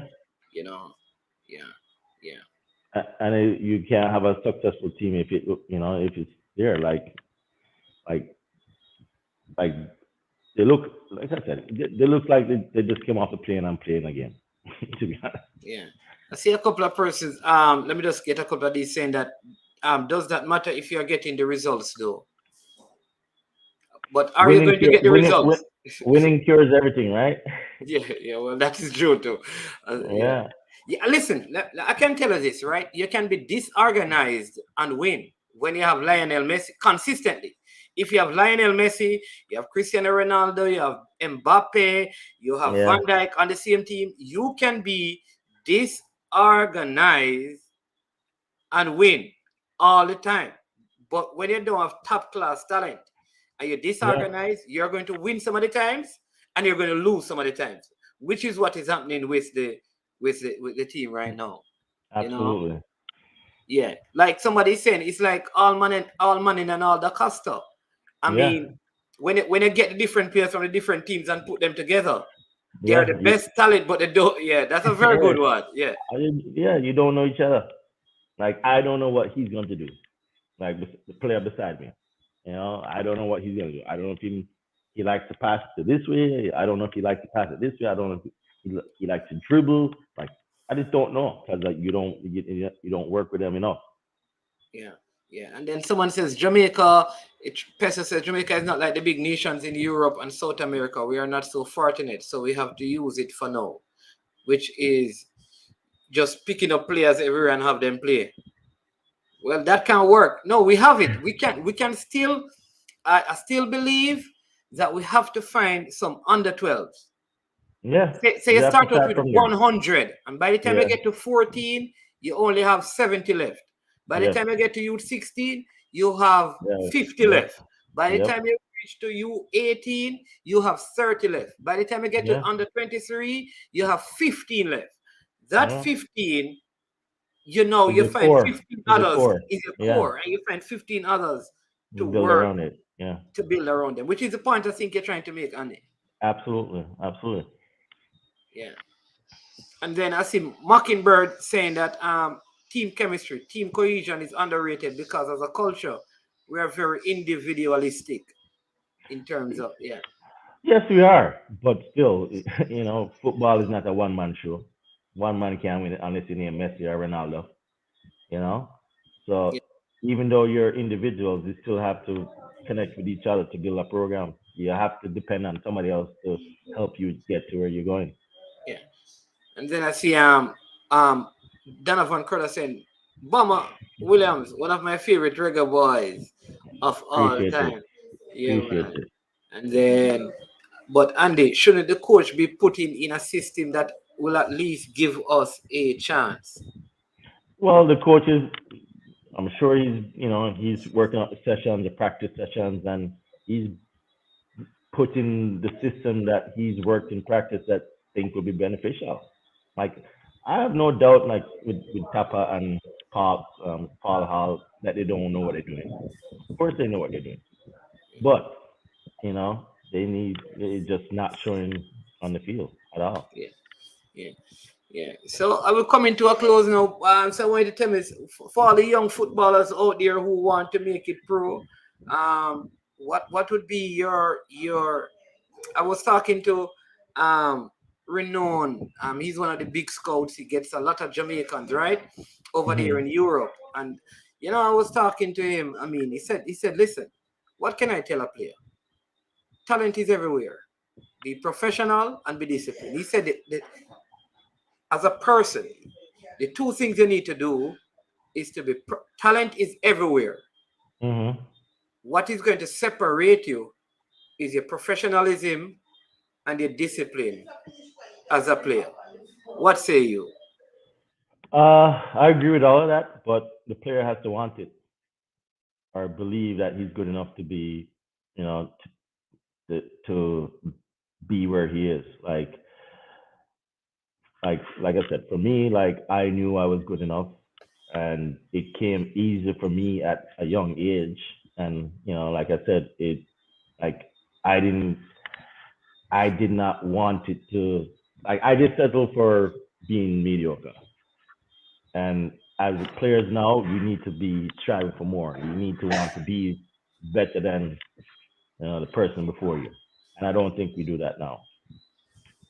Yeah. What So what that what player, that yeah. player has to want it to go to pro. He needs to, like you, and you have to put in the work to do it. You can't just, like I said, back then I was lucky, but now you have to. It's a day in day out thing. You have to want to be professional. Yeah. Like he was saying for example, like in his system, listen, you can't turn up a minute late. And, Nah. and when you turn up 5 minutes, he says when you Yep. turn up 5 minutes before training, the guy from Africa, Is there somewhere an hour one of before? those places in Africa, is there an hour before. Yep. So when you think you're getting there on time, someone is there early. Yep. And he was speaking Absolutely. about that. He said that when they get there, they're ready to go on the field. The Jamaican has to sit down, basically sit down, pull on him shorts and and Yeah. put on him socks and all of that. And he's saying that all you need to do, be disciplined, be professional. You don't turn up on time, you turn up early, Yeah. right? You You put you in. have to do you have to do extra. You have to do the extra. Yeah, but were you like that? And because I remember there was a time that people said, "Boy," and they would look at you and probably because you're short and stuck in that you don't like to train. Nope, didn't. That's the truth. Like to this day, like I said, I didn't put in the work until I was like 30, 31, and it was already too late.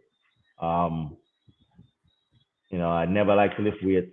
Like if we're doing the running or any long distance, anything like that, or fitness, I was the last one. Like if you say the time limit is you need 4 minutes to finish this, you know, 5 miles or whatever, I'm coming at 3:59, like under that, like before it turns to four. Like I'm cutting it short ever. Never lift weights, nothing like that. Like, mm-mm. But yes, do I regret it now? Absolutely. So you tell a youngster, not don't take that road. Nah, not at all, not at all. All Nah. right. All right. So I see. Let me just get some of the comments. Like the 2017 Gold Cup, a big team, cohesive, despite the preparation and performance. Yeah. Don't understand it. Then I see, management. I totally agree with your thought process about bringing up players through the ranks. However, the quota system that is supported by people like Mr. Speed is counterproductive. I think that quota system is where he's suggesting that at the youth level, I think Mr. Speed said on a program that at the youth level, we, we should not, there has to be a quota in terms of the amount of persons from overseas who Mhm. play in the under 17, like at the under 17, under 15 level, because the JFF as a policy want to emphasize on developing locally bred talent. The issue with that is now, Andy, if your son is very good and he's 15, Bibi's Mhm. son is very good and he's 15, Yeah. Ultimate Butler's son is very good and he's 15. Dean Sewell, Paul Young, Yeah. Desmond Smith, all of these players, Aaron Lawrence, all of these players have kids, Ricardo Fuller, all of Yeah. these kids. So they are like 10 former reggae boys who have sons that are good. The Yeah. quota system is saying that all 10 of them can't be called. Why not? If they're That, good. that, that is the question that people are asking. Okay. Which really don't make any sense because No. you're a Jamaican. As long as you're are because I think what they're saying is that if those guys are living in England and the States and they come and the team is made up of 20 of them, then what is going to happen to the 15 and the 17-year-old who is at St. George's and at Wolmer's who would have gotten the opportunity? That is the but it is not like it not you, because I don't think you'll ever find so much talent outside of Jamaica that you're not going to be able to use the Jamaican talent. I don't know if you understand. Like Yeah. you're always going to find some gem here's, and no Have matter to. Always, yeah, no matter what. always, Yes. yeah, But if those kids at 15, everybody's son, Dean, Bibi, whoever, Aaron, all those sons, if we start bringing them into tournaments or camps or 1 week camp in Jamaica or wherever, they don't even have to be in Jamaica. You bring those kids, you put them in a system, you play for a week and you try play them, and then okay, they go back to where they are. Next month you do it again. yeah. They go back. Next month you do it again. By the time and you keep doing this for the next 10 years or even 5 years, these kids know each other, play with each other, even though they live differently. At least them come for a week and train every week and get to know each other every like once a A month month, yeah, or once every 2 months. And then you have that group. You just keep going. You add one and two. You have that one and two, and you add that group. Next 10 years, that's the basis for your team. yeah. And Totally agree. they've been with each other, Learning the same system. learning the same thing, and you just have that, and you just keep. And that's why I think it's Yeah, a plan because that you have to implement. this is what this person was saying earlier. He said that the 2017 Gold Cup team were all locally born Jamaicans who played in the Manning Cup and the Costa Cup together. So the point I think he's making is that because they had that core, Yeah, they probably weren't the best talent, but but they were they were 2017, but yeah, 2015 they played together. 2016 they played together. 2017 they played together. That's 3 years of playing together. right. 3 years of getting to know each other. Even though you can't just do it with a yeah, 3 years Yeah. of playing together. So they say, "Hi Andy, what do you think?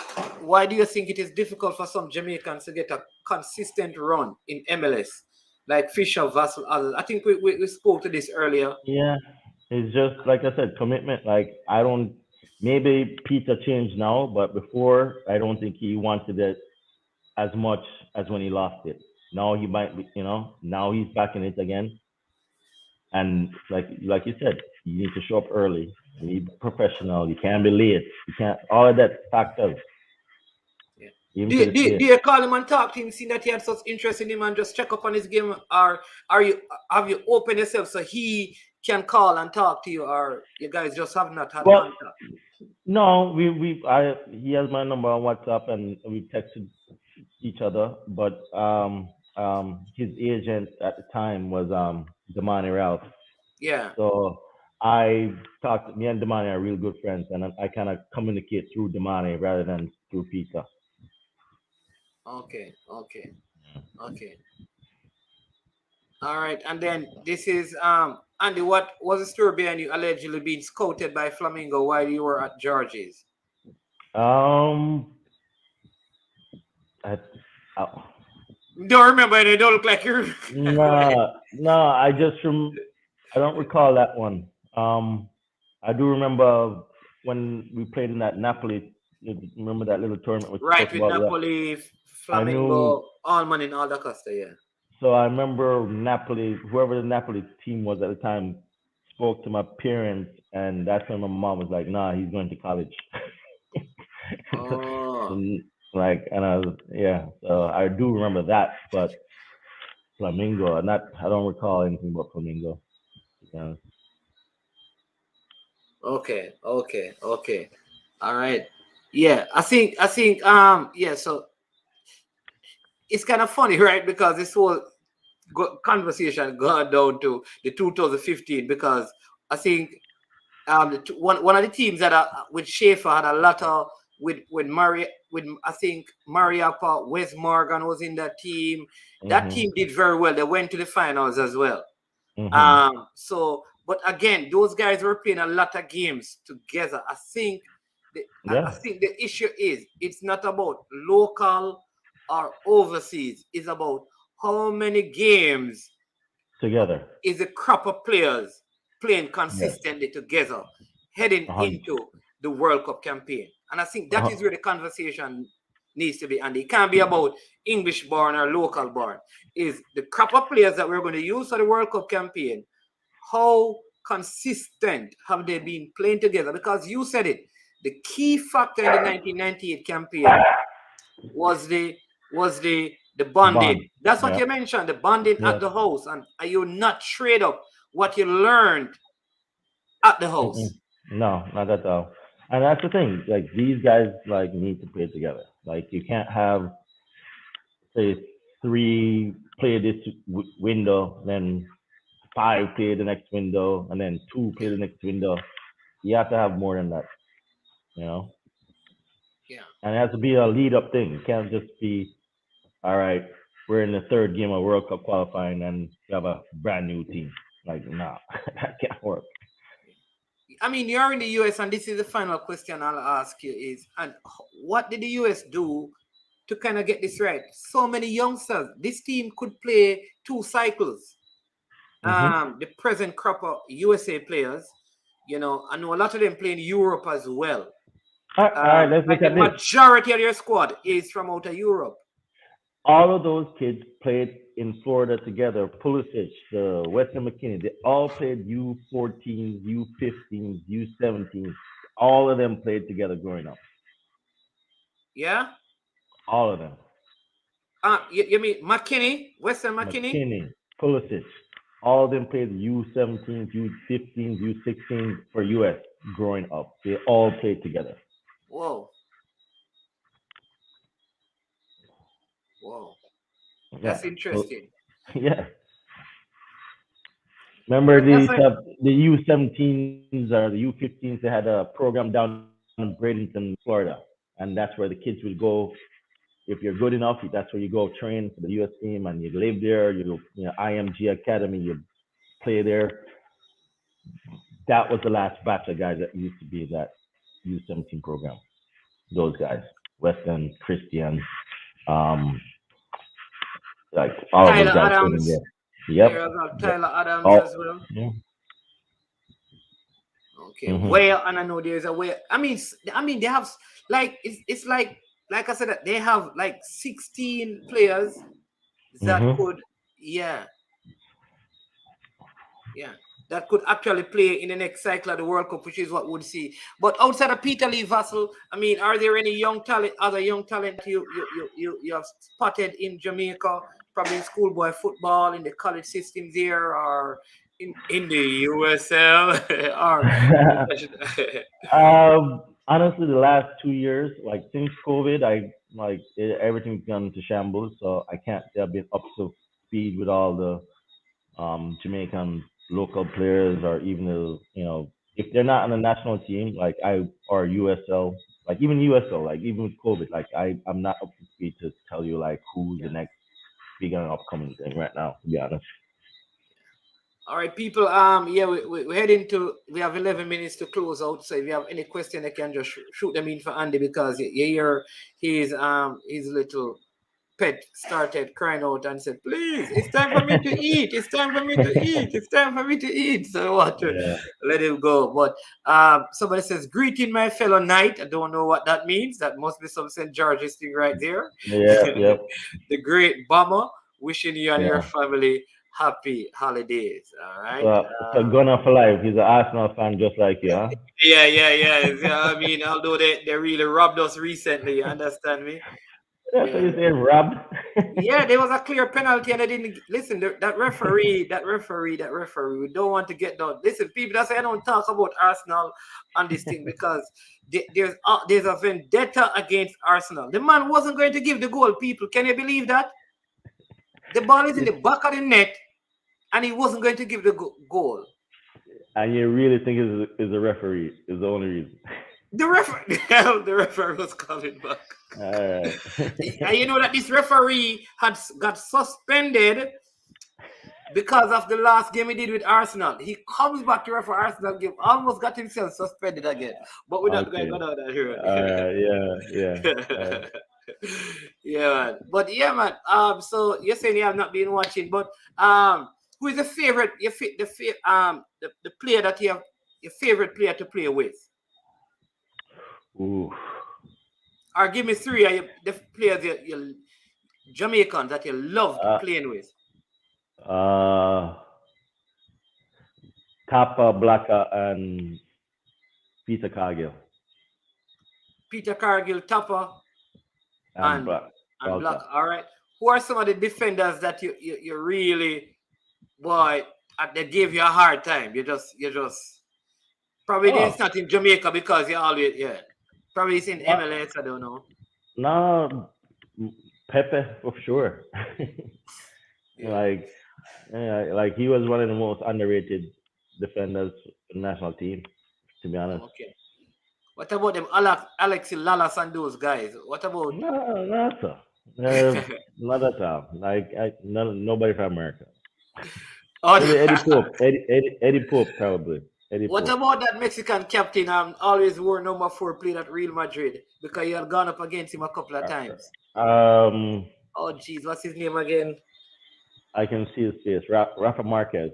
Marquez, yeah, and he even played in MLS against you a couple of times as well. No, he was he wasn't a great defender. He was just right the great system. He got lucky and played in Barca. But you see, Pepe, you rate Pepe above some of these guys, don't you?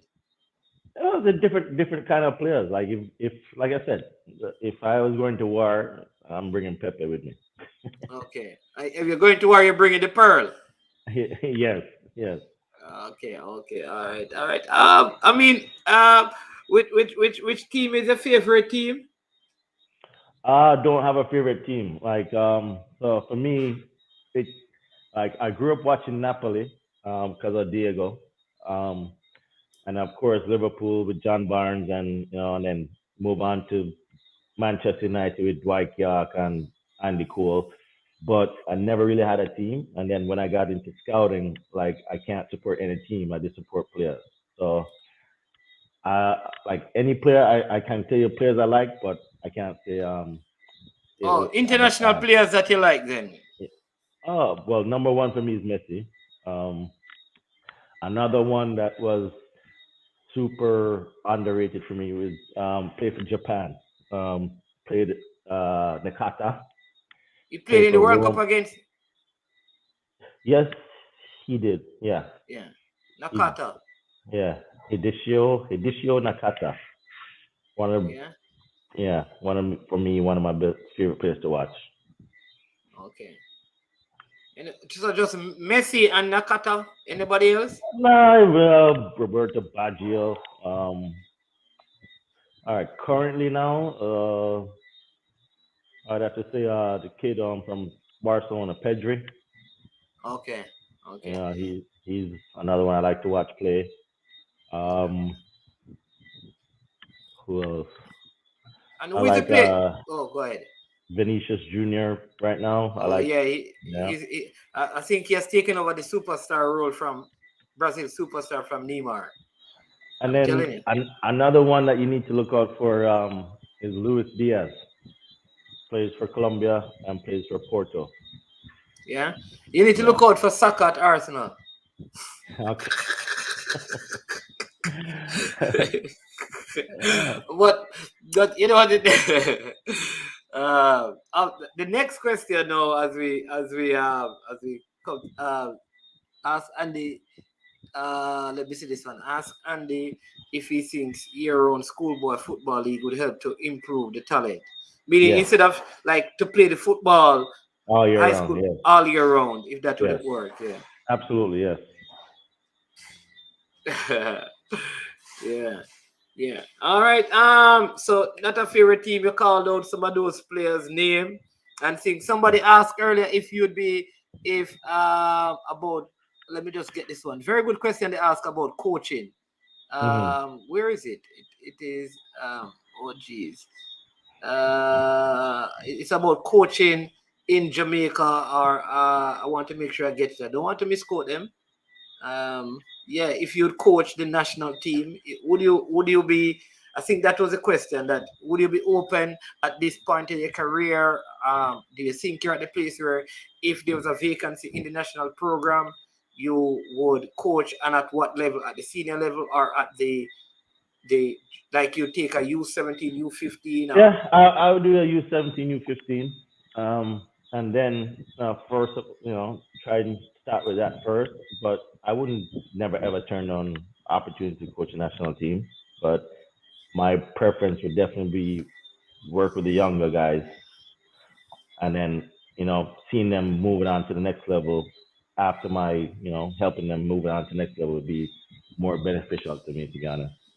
have you ever have you applied? Have you reached out to the JFF and said, "Listen, I'm interested in Nah, nah, there's a vacancy," or nah. They have my number.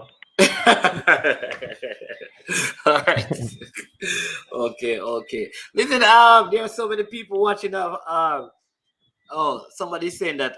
Yes, that the schools can't have year-round football. School have lots of other sports to deal with for the year. Clubs must have year-round football. Yeah, because in Jamaica, the school system is one semester is football, one semester is cricket. What would happen to track and field? You can't. You understand? We can't afford, to put away track and field. Somebody saying, where you get this rumor about Louis? As the man mentioned, Luis Diaz, I hear them put the man name beside Liverpool.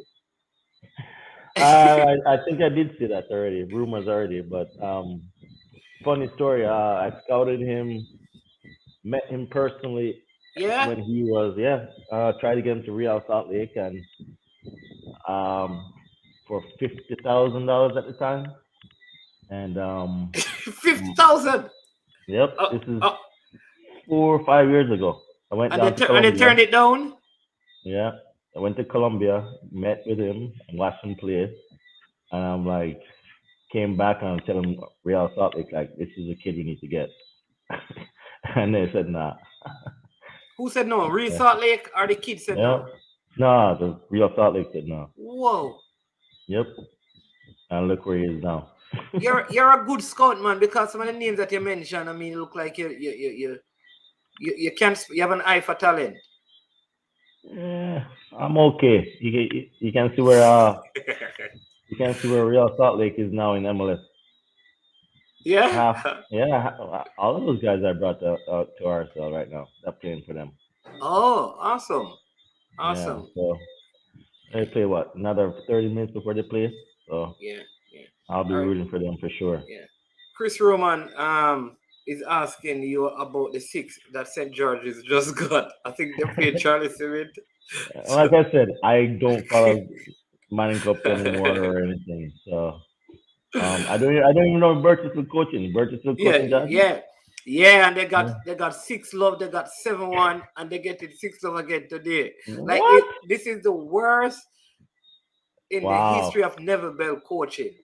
Yeah. Wow. That's sad. Yeah.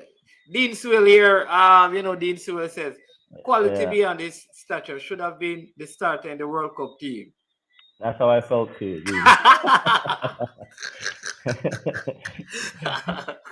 But yeah. You feel that way that you should have started in that midfield? Well, that's why I said. That's why I said I got pissed and then never play no more. And then got Who mad who at who, Smooth. who was it? Was it Marcus Gale or Robbie Earl? No, it was Robbie was a yeah. So it was Fitzroy, Robbie Earl, and Cargill first midfield, first game, Yeah, and Tappa. Yeah, and so it was Tapa. four. Yeah. Yeah, so it was 4 men. Yeah, No Tappa. man, because Robbie Earl get the formation changed, so he could play 4-4-2, so he could start. That's why you got dropped. The one that Uh, the coach changed the formation. Yeah, I don't know.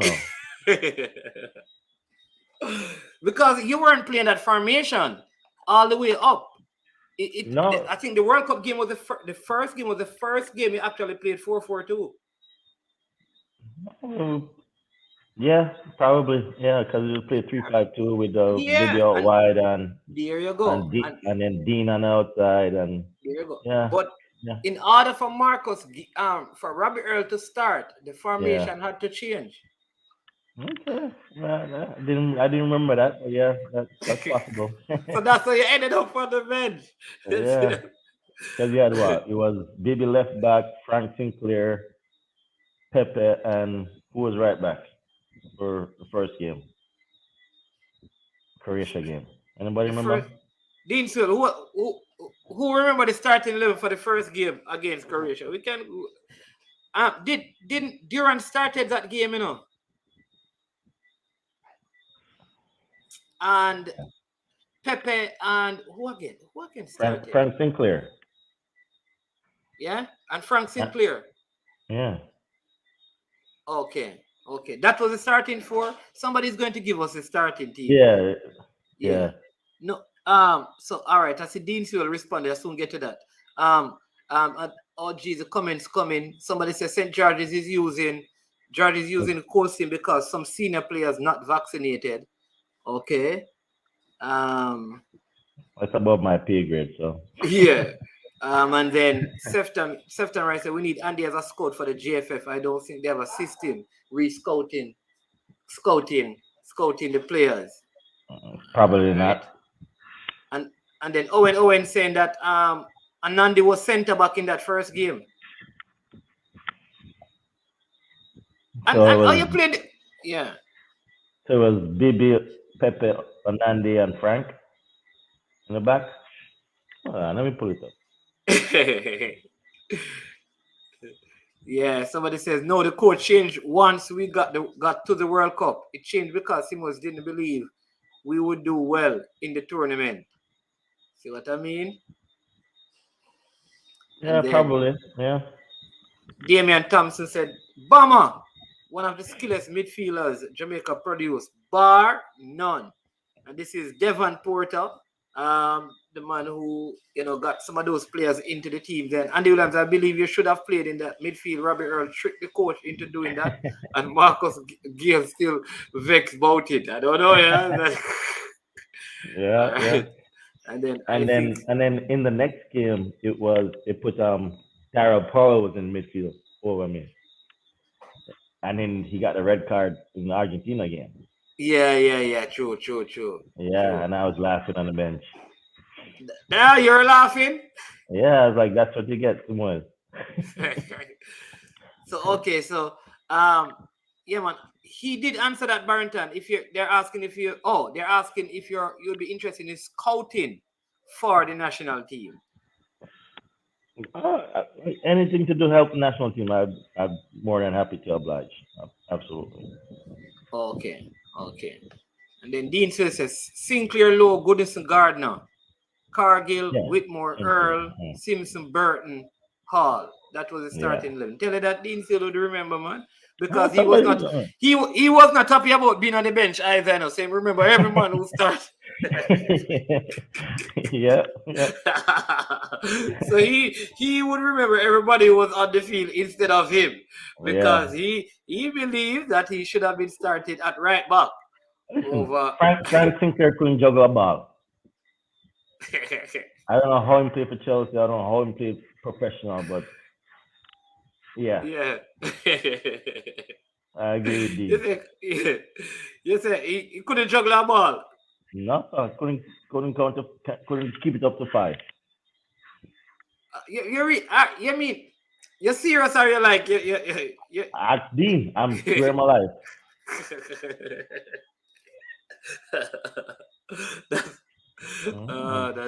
That's a big deal. All right. Yeah, man. The people are mocking me because I have Your flag.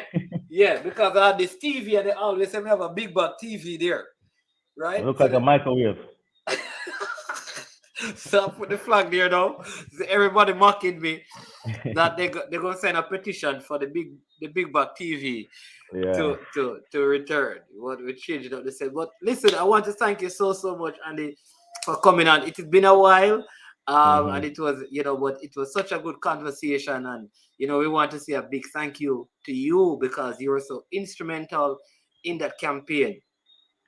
I Appreciate tell it. people, I tell people that listen, I'm not sure that in my lifetime, or in our lifetime, we may see Jamaica in the World Cup again. I think we take it for granted that we qualify like we are going to do it again and again and again and again and again and again, like it's a guarantee. People, we're not even sure we're going to qualify for this one. So some of us Mm. may never live to see. So what you guys did, you scored goals in that campaign. I don't think people remember those things. You scored goals that were critical to us qualifying, and it is very unfortunate sometimes that we don't celebrate and remember these things as a nation, as a people. And a lot of us were advocating, including me, that on the 16th of November, when we played against the USA, all the former players should have been, um, you know, Honored. are invited to the game. And if you can't come, you Yeah. can't come. But something, and listen, something needs to be done every 16th of November to remember that day. Yeah, well, maybe one day it will. Maybe one day it will. No, no, Keep no, not fighting. it need to start. It need to start next year. And like when you saying every time we remember the Olympics, people Hmm. celebrate Usain Bolt. There's something for that. So we need to remember these things and celebrate them. And so we want to say a big thank you to you for all your work in Jamaica's football. I mean, from you won everything in prep school, in high school. You went to the World Cup qualifying nation with your teammates. I mean, you won in college and you won at the MLS level. I mean, not many people, you know, get to those levels, but it's not Yeah. shared, so people don't Look, know. look good on paper. And here it is. Listen, you hear what the man says, people? That he never liked to train, and he's telling the younger players out there to do what? Yeah, To train. not be like him. Because Yeah. he said, yeah, yeah. So all kind of questions. So let me just put up the comments, and because I know you can see them, you can just answer them Yeah. quickly. Dean Sewell says the man serious, poor ball control Yeah. and juggler. I think he's talking about uh, Frank Sinclair. Yeah. Frank Sinclair. All right. Even Darren Powell too, probably. And then somebody said, and they went on for Robbie Earl in the 74th minute of the Croatia game. Yeah. Yeah. Yeah, yeah. I And then I do remember that. Yeah. yeah, and this is when he said that he was upset, and from that point Yeah. he had a falling out with the coach. Yeah. And then this is Devon Porter saying that Andy, we need to have some dialogue. I don't you remember Devon Porter out in Canada there working. Um he's not remembering a lot of things, Mr. Porter. So you Well, have to listen, you can jump on my Twitter and DM me on my Twitter. there you go, there you go. Yeah. And then Owen said, big up Georgian, you underachieved Andy. I agree. You agree with that? Yeah, I could have done a lot more, but just yeah. Did you ever finish you finish your degree though? Nope, not to this day. Oh, I took some more classes. Like I have probably like a semester left to finish. okay. University of Rhode Island. And he went to Rhode Island's people, University of Rhode University Island. of See? Rhode Island. Yeah. And then Owen also knows you. Owen need to tell us your right name so he can know you because he knows you from your Mona days. There you go. That's way back. And then that goal in the empty stadium against El Salvador, I think, made all the difference in the '98 campaign. Yeah, that's the game where everybody jump off the bandwagon and never show up for the game. Oh You remember that? yeah, you scored. Yeah. Yeah. And then that's when everything kind of turned around after that. Yeah. Yeah. See, he knows you from prep school. And when what's your name, Owen? The man need to know your name. You understand me? And then yeah. Andy, did you visit Cape Cod. Nah, never ever. What that have to do with Well, that's University of Rhode Rhode Island? Island. Rhode Yeah, Island. yeah, Oh yeah, yeah, yeah. yeah, yeah, yeah. Never One. went to, never went to Cape Cod. Yeah, man. All right, Andy. So the floor is yours. I mean, talk to all your fans, all your supporters, your Georgians, your Jamaicans, people from Rhode Islands. They're listening to you. No, like I said, a pleasure doing this, and like if you ever need me again, I'll be more than happy to come on if I have Uh, time. no, don't say that. Say that if we Yeah, can get the times to work. yeah. I'm more than happy to talk about anything. Like I said, love Jamaica, love the national team, love Tapa, what he's done for the team. Just wish the federation would take it more serious. And invest in the youth. You know, because we have the talent in Jamaica. You know, even if not in Jamaica, but I know we have the talent, and we just need to get on the same page. And whatever I can do to help us, qualify for World Cup, I'll be more than happy to. And I know former players feel the same way. Tyrone Marshall, said the same things. It would help. Even in like Andre Virtue, there's another one that looking, wants to help the federation get to the next level. So hopefully we'll wake up one day Yeah. and Why can't you? get this Why ship can't you right. guys do Andy? Why can't you guys like come together? Like I know you all want to help. Freddie wants to help. You want to help. Yeah, Bibi want to help. Tyrone want to help. Virtue want to help. yeah, Dean Seal want to help. Paul Young want to help. Gotta. I mean, all of you guys, Aaron Lawrence, all of you guys yeah. are over there helping other youths, helping other people. All right. Maybe this JFF for whatever reason they will not reach out to you guys for whatever reason. At least not now. What? So why should I reach out then? Well, because If they outside don't of see them, me, if they don't see me as having something to offer or to help them with, I'm not going to just show up and get turned back or turned down. yeah, yeah, maybe if all of you could come together and find a way of, I don't want to say to usurp or but to still further the football development through other means for the good of the nation if they don't want to reach out to you guys. Because with the resource you have in terms of knowledge of the game and experience, it even to have symposium where a youngster could pay to learn things, or coaches in Jamaica could get involved in, or you know, I know you do some of that when they come to look for talent in Jamaica. And maybe we need to have a next conversation about this, because it maybe to formalize some of the things that you guys are already doing, because you are Yeah, doing some work. Yeah, yeah. maybe it's to formalize it. No, I agree. And if somebody can organize it, I'll be more than happy to. I like how you said that. I like how you said that. Yeah, Cedar Road says, in 1996, I came to watch you play at Rhode Islands and Brown University. yeah. I still He's not game back going to there. remember that. No, I do remember. I remember Yeah. some games I remember, but I do remember playing Brown. And then I Okay. see another one where with the Boca Juniors game with Oh New York. yeah, he Yeah, says, man is man. When Andy was at Metro Star, he played a game against Boca Juniors, and his coach then is my friend. And yeah. even to date, Boca Juniors is asking who was that player. I had my moments. I remember that game. That was with Tevez was played in that game too. I remember that. Carlos Carlos Tevez. Tevez. Yeah, he was. Yeah, Yeah, yeah. Jamaican. Who is this? living Um, in Arizona now, not Utah. yeah. But yes, it was very interesting living in Utah. But you know, no, All not right, there because anymore. Salt Lake. Yeah, Yeah, yeah, yeah. Combustion in the summer, Almond Park Summer League, a lot of good talent there. So they invited you over there, and then yeah.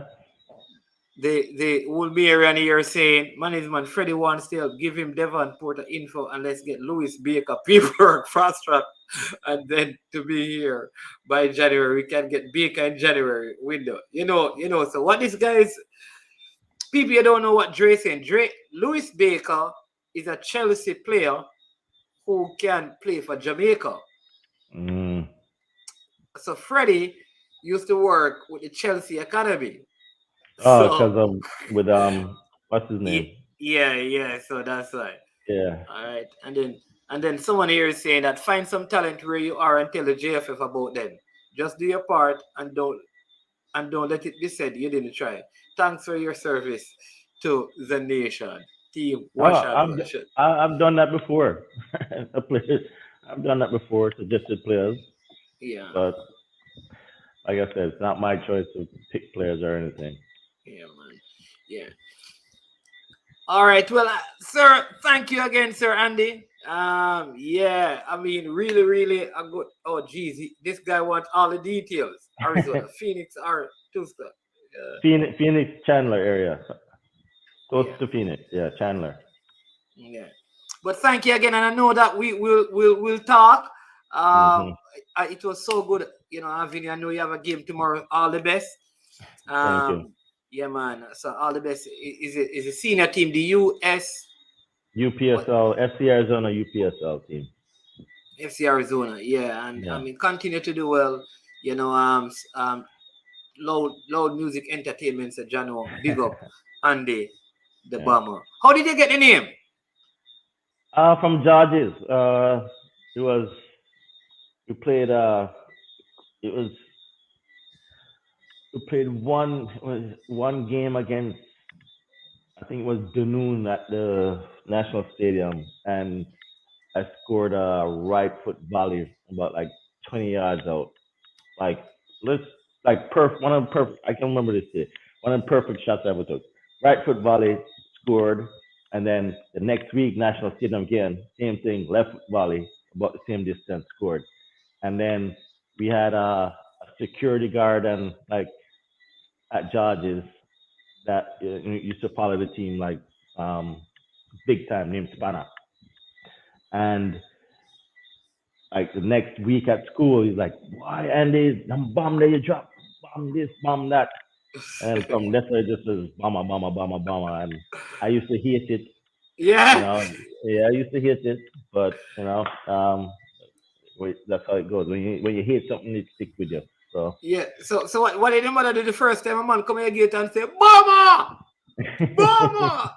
What she said to yeah, you? Who them calling, Mama? What did she say?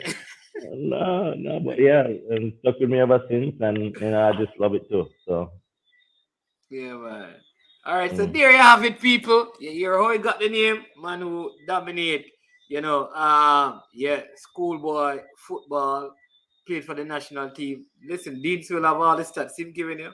Second game, Dawes, Gardner, Christopher does, Go, yeah. yeah, Goodison, Sinclair, then Simpson, Whitmore, Powell, Malcolm, Hmm. Burton, and Hall. Uh, Yeah, Paul get red carded in first you, you, 15 you minutes. remember you remember that, that's true. You remember that. Yeah, and Argentina and Batistuta and them friend dropped 5 love on us. Yeah, Yeah, you're vexed on the bench. yeah, absolutely. There's And then you didn't get no way yeah. Dara Power should be playing over me anytime. We're gonna have to talk about that. You know what I'm going to do? I'm going to get you, Dean, Paul Young, and Freddie on the program same time. All right, that'd be fun. I'm going to get all three on the program at one time to I talk I about. I miss my coaching practice for that chat. Yeah, all right. Yeah, We're gonna set it up because Freddie had his own experience with Simoes. yeah. Paul too. Paul had his, Yeah, Dean had his, yeah, and you yeah. have yours. But at least But you got to. don't. No, I love Renee to this day. Like Yeah, I was always loving me. Made me a better person, to be honest. yeah. But I will never forgive him for that. Yeah, man. But Mm. bless up. I mean, take care. And I mean, yeah, man, it was such a pleasure talking to you. And Yeah. yeah, so Mr. Porter, you can reach out to him. People, remember, I mean, I don't want any of these legends to come on, and when they're going to watch the replay, there's at least less than 100 likes. So you have to make sure that you hit the like button, so that, and if you have other questions, you can ask the questions, and then I'm very sure that at some point, if necessary, and they will respond to them. I mean, he says he's on Twitter. It sounds like he's not on Instagram, so you can, Nah, no Instagram, just Twitter. Bomber yeah. Dog at Bomber Dog. Bama dog. How you spell the Yeah. Bama? B B. BOMMA. How you spell the dog? DWAG. No, the DOG. BOMMA at Bomber Yeah. Dog. There you go. So you can knock him out at on his Twitter. All right. Yeah. These people nowadays is really Instagram. You have to get with the program. My ugly. I can't be on Instagram. All right, all right. So there you have it. And heal up your friend, because I know you and Tyrone Marshall are very, very, very, very close. Heal him up for me. Absolutely. I think, Me, yeah, man. Tyrone, Woolde, Wooldie, like, yeah, yeah. yeah. I interviewed Wooldie's father. Trevor, Chumpy. Yeah, yeah. You need Yeah, to watch that well, interview. That was a very good one. Yeah, yeah, very good yeah. interview with him. Another person that, in my life helped me with football, Jumpy Harris, Yeah, absolutely. yeah, man. All right, people, bless up. Enjoy the rest of your Saturday, Andy, and we'll be in touch. All We'll be in right, touch. And appreciate you thanks a guys. million. Yeah, man, every time. All right, anytime. All right. All right. There you have it, people. I want to thank all of you for sticking and staying with the show for this 2 hours and almost a half. Really, really appreciate you coming on as we continue to do this. Also want to apologize because on Thursday again, we're doing the Bob Campbell interview. We had some interruption on his side. We're going to conclude that interview Thursday coming up. We also have in this week, you being the Blair, to conclude that one. We have Gregory Messam, and we have the Steve Buckner one that we're going to also conclude. All right. So, and we have a lot more coming, but just want to let you know that. All right. You have not seen us because we had family engagement that I totally forgot. So I was out, and just came back home this afternoon and just decided that we would do this video, because Andy was available. A big thank you to our sponsors as well. Tricknick. Tricknick is a Jamaican owned and operated company that uses authentic Jamaican herbs and spices to make all their products. And so jerk, marinade, jerk, barbecue, jerk sauce, hot pepper sauce, curry paste, right? And they're offering 25% discount on all their products. All you have to do is shop at www.tricknick.ca and use the code I am sure sports 001 to get your discount. Apologize to all the persons as well who did not get to, we weren't able to do our schoolboy football show. We're going to do it on Monday as usual. I'm very sorry that I wasn't able to give you all the info. Big up all the other vloggers out there. I mean, I always want to pay tribute to all the other vloggers. You have my good friend, Coach Minzy at the coach's desk. We share a lot of things in terms of talk. Ryan LFC, a next good friend of mine as well. Talawa TV. You have the Formula. You have Dre Anyweather, who is here. Not doing so well now as his Wolmer's team keep losing games, and his Chelsea team just lost. He's not doing well. All right. You have the Formula of Dre Anyweather, right? You have Simon Preston at Reggae Boys commentary, right? Check him out. Very, very good guy out there doing the work as well. Sports down the middle. They invited me over there recently, but like I said, I wasn't here. I had to leave on on Thursday. Suddenly, I didn't even remember. Just got back in today. So yeah, iMaxit is the next one that is there. Who am I leaving out? But just check them out. We all do different things, so support them. No man, it is. They're saying that I have on the wrong shirt. All right. Look, people. Yeah, Calabar Calabar is still out because Charlie Smith won. So Calabar, they can't even go through as third place. Very unfortunate that happened. But Mannings won again. But you'll give you more information on that. People, thank you. Take care. Enjoy the rest of your Saturday. I think the triple treat on the coaches desk continue tonight at 7:10. Big Ryan LFC, big up people. There's a big show coming up with Ryan LFC and I. Trust me, it's going to be a banger. You don't want to miss it. We're putting all the works together and stuff. Like I said, I was out for a couple of days, and so yeah, I'm back in. I'm going to close with a word from our sponsor. People, please hit the subscribe button. Right, we want to get to 2,250 subscribers. We are like 30 more from that. And if you could subscribe, it would add to our subscription. So go ahead and do that right now. Also, make sure you like and share the video. I'm going to leave with a word from our sponsors, Trick Nick. Of 18 Jamaican herbs and spices, add delicious, bold flavor to your next grilling experience. Flavoring sauce, a marinade, basting, condiment, or topping. Trick Nick Jerk Barbecue Sauce. Trick Nick Jerk Marinade gives your meats and vegetables authentic Jamaican jerk flavor. The spices are directly from Jamaica. Spices like jerk seasoning, allspice, Scotch bonnet pepper, fresh scallions, thyme, ginger, and garlic. The key ingredients to a great jerk marinade. 0% sugar and low in sodium. You want to try it?